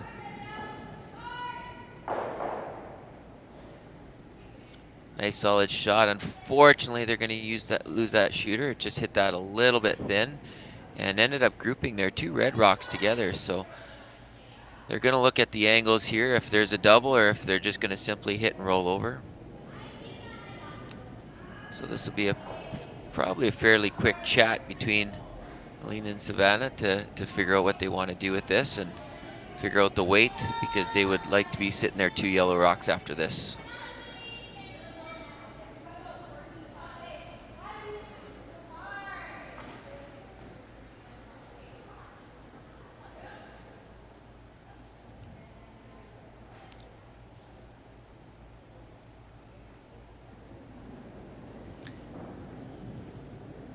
Tirinzoni rank throwing very solid so far, showing a big reason why they're ranked number 1 in the event and coming into this. But Penny, even though they're ranked 100, they are, it's a David Goliath story, but Penny is putting up a great battle and putting up some great shots with her team, and it's been a close one. So there we got a little jam on the red one. So this gives the opportunity for Penny to come down, hit, split the rings a little bit, and sit 2. Thus probably putting on the force, which she'd be happy. Obviously, a steal would be ideal, but in this situation, if you can force the Tirinzoni rink to 1, then we only have a 2-point game going down to the end, and very doable, of course, in this curling, especially on the great ice that we're fortunate enough to play on.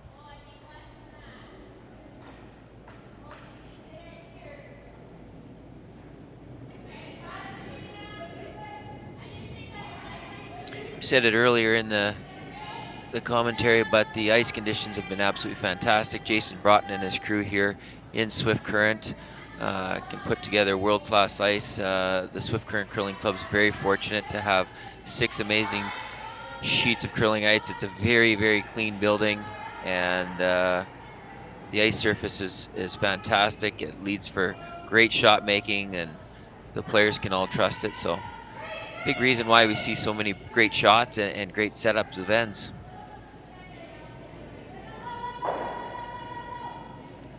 We got the nose and a little moving over, and she did manage to match up the rocks. They are somewhat close together, but a little bit too flat for any kind of double. So mission accomplished by Penny on that throw. So got a good high 5, and she'll be very happy with this result. And now Lena and Silvana are figuring out where we can hit and roll a rock to, as they still, they don't want to force, they still want to try to get their deuce out of this. So they're going to try real hard to see what they can maneuver here to get shot rock and partially hidden.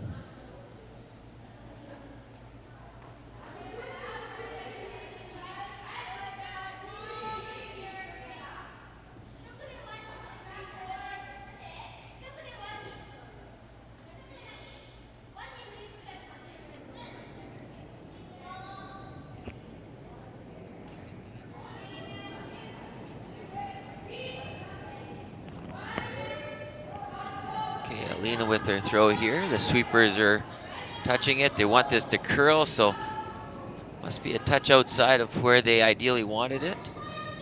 See if they can get some kind of roll, and they've got mostly a nose hit, so still a good shot. They still got to figure out where Penny can put this to avoid any kind of double, to give up a multiple end. She would love to walk away with the force, so by the looks of it, a little hit and roll to the slight bit outside would probably be ideal, but she's looking at her angles, so her last show there with her broom is just to get a little bit of an outside roll, try to match those red rocks up, avoid any kind of double, and force Tirinzoni into seeing if Alina wants to draw against 2 or do a hit and roll. So be decision time coming up shortly, but first things first, Penny's got to throw a good one down here and just get a slight little roll. And put some pressure on Alina for her stone, for her final stone.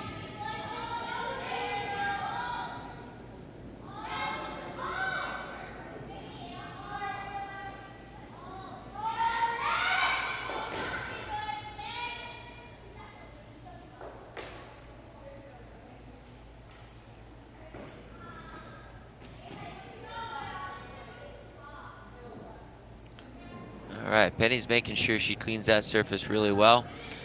They've been fortunate they haven't had any picks, but there has been a couple in this game already. Alina's had 2 of them, but for the most part, like I've said, the ice surface is very clean, so very rare to have picks, but you don't take anything for granted. You want to make sure that stone is very clear. The front end had made sure the slide path was all cleaned up, and now they're going to be on this the whole way, so they're going on this hard, trying to hold that line, usually meaning it's curling up on them, so let's see if they can hold this. And they managed to hold it, but now there's going to be an opportunity at a double opportunity, so Alina and Silvana will talk very closely here if it's worth going for the double and getting a 2-point, which would be a huge 3-point advantage going into the last end, or whether they wanted to draw for 1 to go up by 2, but they've decided that they're going to go for this double. They feel that it's a good percentage shot to hit half a stone here and walk away with their 2. So that's the call, and here we go.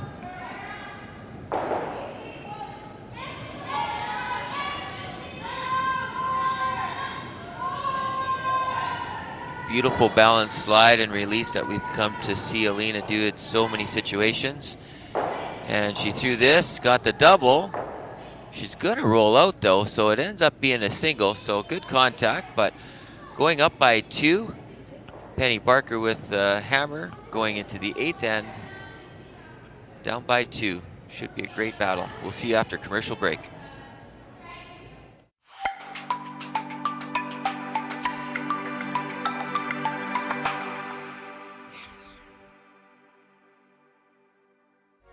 Sasktel Be Kind Online wants to stop cyberbullying. Want in on the action? We award up to $1,000 for youth initiatives that help spread kindness and prevent bullying. What great idea do you have to help stop bullying? Sasktel can help. Go to BeKindOnline.com and apply for a grant today. Together, we can make a difference.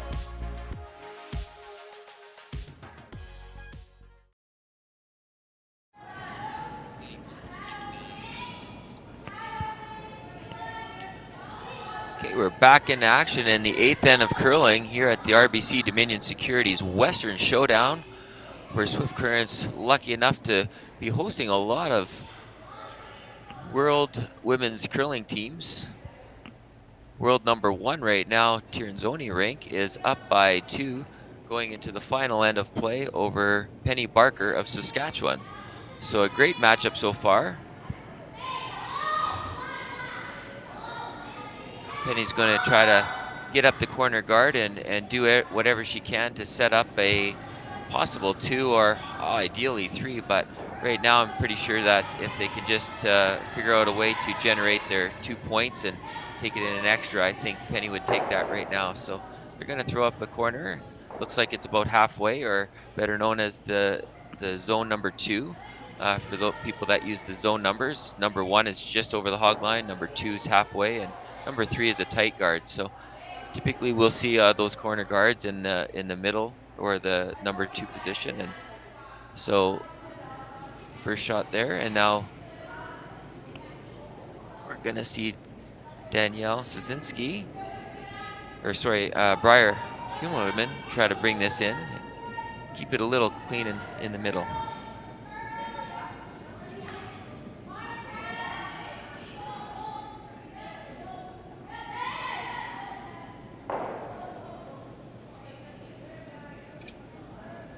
So Briar with a nice pair of rocks in there, put some pressure on Penny. Now they're seeing 2 yellow rocks in the house above the tee line. Penny's going to ignore those for sure for a little while, and she's going to try to get around there. So a lot of times in this situation, when you're needing that 2, especially in the 8th end, you'll see a second corner guard. It just depends on the team's strategy, and they discuss this going into the game, so they're all on the same page whether they're going to throw a second corner or come around that corner guard. So you can see the Barker team has decided they're going to come right in, and they'd like to get that rock inside rather than throwing the second corner. So again, everybody has their little bit different strategy to talks. This one's holding on them, so they're going to try to bump, but didn't quite get that. So had a little bit of trouble on their alignment there, and Not sure if that was a release issue or just had too much ice, but left that in the open. So Tirinzoni's not going to waste any time in being able to take that out. So one of those advantages of maybe if they would have thrown another corner, at least they wouldn't have been able to touch that that rock and had a secondary rock to play with. But that is one of the things we've seen Penny Barker's team have to do already this game, play for the little rub to get in behind. Not able to do that this time, so it does leave the stone accessible for Carol Howard to try to make the hit.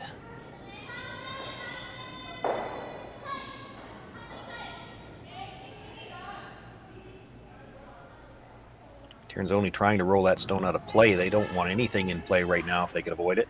They're going to be able to start peeling guards on the next one.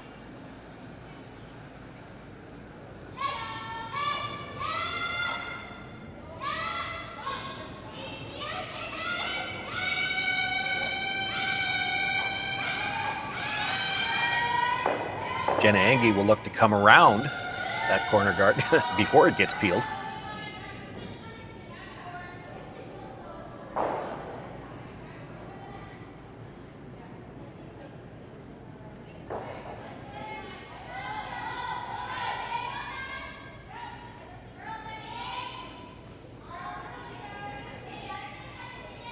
trying to get this to curl up a little bit. The team has struggled with finding that line and getting it hidden basically the whole game, which is a big reason why there's only 2 points on the board by them. They haven't been able to kind of maneuver their rocks into the right hiding spot. It seems like every time they're close, they're always showing a piece of it or showing the rock, which is able to get out. So that one's pretty good and buried, so gets them to peel the corner guard here.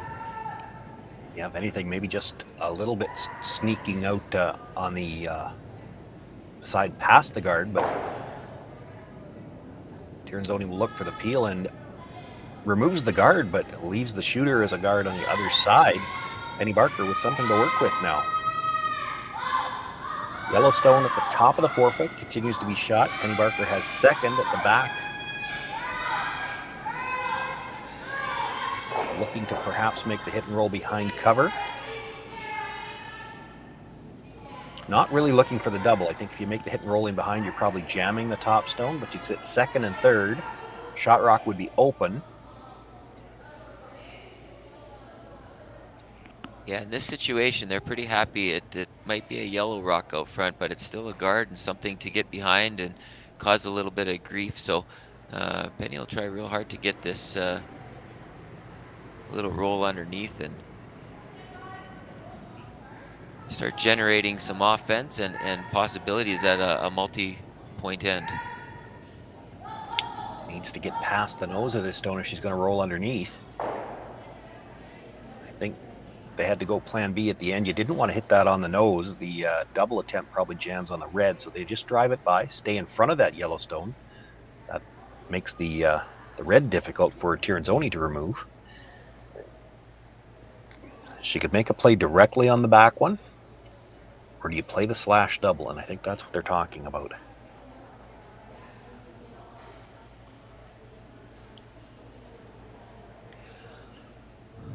Well, if they stay to the strategy they've been doing so far this game, I'm going to see them go up and typically try to do that slash double, but there we go. See, they're changing it up. They've been very successful on those doubles too, but they're decided to go after that shot rock and sit 1 and 2. It's safer to hit the back one, and I think the other consideration is they're worried if you try the slash, don't make it, you've left a fairly routine hit and roll in behind. Now, not that hit and rolls have been easy today, but Penny Barker makes the hit and roll behind cover off shot rock. Now you're in a little bit of trouble. At least she's still got to deal with shot stone when you do this.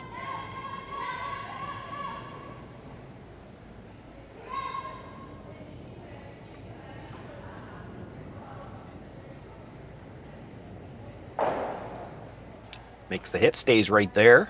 Tirinzoni sitting 2.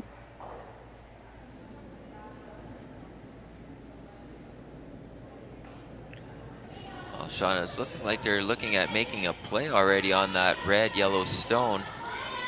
Not sure if that's a little early to do that yet when they have the opportunity to draw around that somewhat corner guard, but Yeah, That's what they're going to do. I don't think she's making the play on the yellow. It looks almost like she's playing the split just to try to open up shot rock, and the shooter would go behind cover. The only problem with trying to split it like that, you sure don't want to leave a double on the Reds. I might be with you, Jeff. I might just play the straight draw. Yeah, a little bit of a gamble here, but I guess we are in the 8th end and you can't hold too much back. But yeah, an easier shot definitely would have been the draw around. But they're going to try hard to, like you said, get that split and hopefully get partly behind that corner. Boy, really working hard on the brush to make sure she got a piece of that stone. Critical to get a piece, because with that weight, had she not got a piece of the stone at the top, might have been right through the back. Gets the split. It appears to be, and I think she's got second and third out of it. Second for sure at the top, I think. Third's really close. That was a very impressive shot that worked out, and creativity by Penny to try to maneuver the rocks around, and they definitely got the separation they needed, and going to give themselves an opportunity here to generate some points with having a couple in play now that are separated. Well, and they have a direct path to get at shot rock now too. So they can play the hit and roll in behind cover on the next one. Tirinzoni knows that, but there's not much you can do about that right now. You want to deal with one of these two red stones. The question is, which one do you hit? The front one is probably the one that's second shot, but you can't get your shooter to a good spot off that one. Hit the back one, you're going to be behind the tee line. But it is safer. You can certainly make it go away, roll in, and sit second. Yeah, I think they're looking at that percentage shot right now as there's just a lot of risk on that top one. So yeah, they're going to take that back one, play it safe, and try to get some kind of roll over towards the middle. Ensure that they're sitting 1 and 2.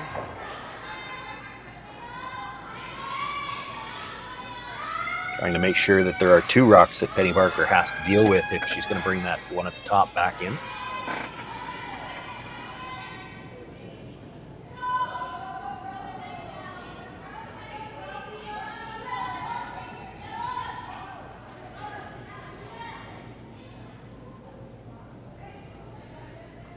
They like the looks of it all the way down, and they got the nice little hit and roll. Rolls in just enough to make sure it's second shot. Penny Barker taking a look around the outside. I think she thinks the red is third. I think it is. She's still got 2 yellows she's got to deal with. First shot will be the hit and roll, and I think they're just looking to roll behind cover. Yeah, they have a couple options here, Sean. The hit and cover to get shot rock in behind a hiding place, or they could have tried to go for the double, but then that would have just left that open. So they're going to go for that hit and roll and see if they can hide one here.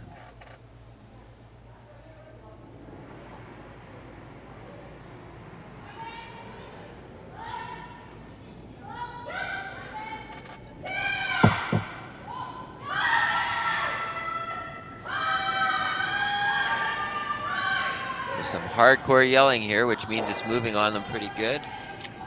And unfortunately got that rollout, so that's a tough one for Team Barker there, as they really needed to keep that shooter around, and Penny gave the sign that the weight was down a little bit of what she expected, so just jumped on him a little bit.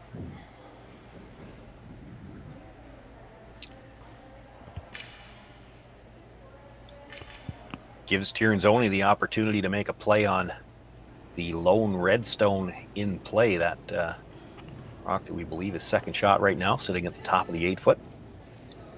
Penny will still have the guard. She can come around with her first and try to set up the deuce she needs for the tie.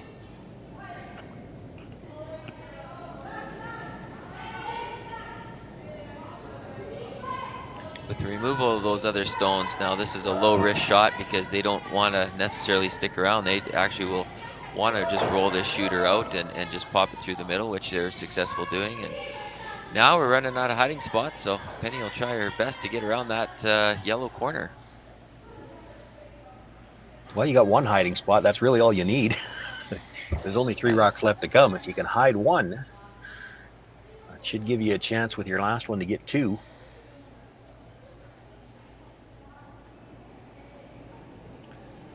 Yes, and this is a precise shot. She has to come just into more of the top 4, because if she comes all the way to the tee line, that would leave a very easy in off the current yellow rock there too. So it's just not as easy as just plunking it down there and putting it on the tee line. They actually have to leave it a little bit ahead to avoid that.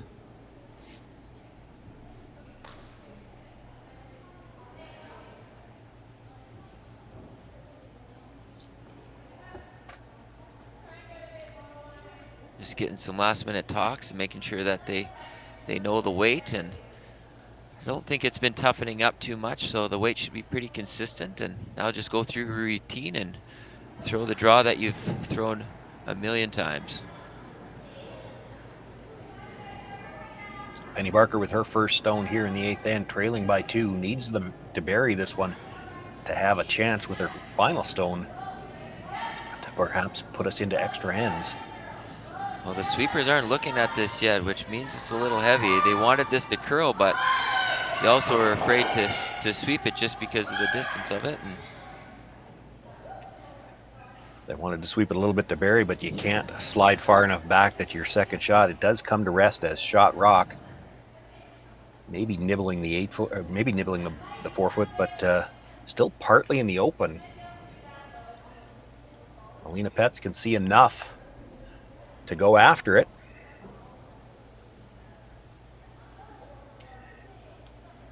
And if she can make this stone go away, she will move her team into the semifinals this afternoon.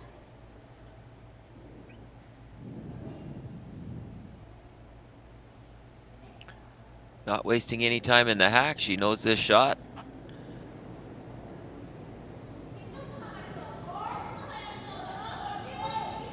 Like a very solid release, so they'll watch this very closely. Got room by the guard, so now sweeping to get a little bit more curl. Just needs to catch this thick enough to make it go away. She will.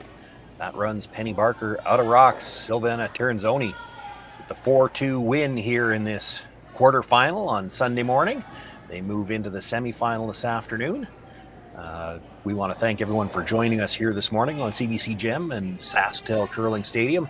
We apologize for the audio difficulties that we had, and thank you for sticking with us. It was a great match to watch, and there'll be two more, the semifinals this afternoon, finals later on. On behalf of myself, Sean Joyce, and my partner this morning, Jeff Chambers, thanks for watching. We'll see you again for the semifinals.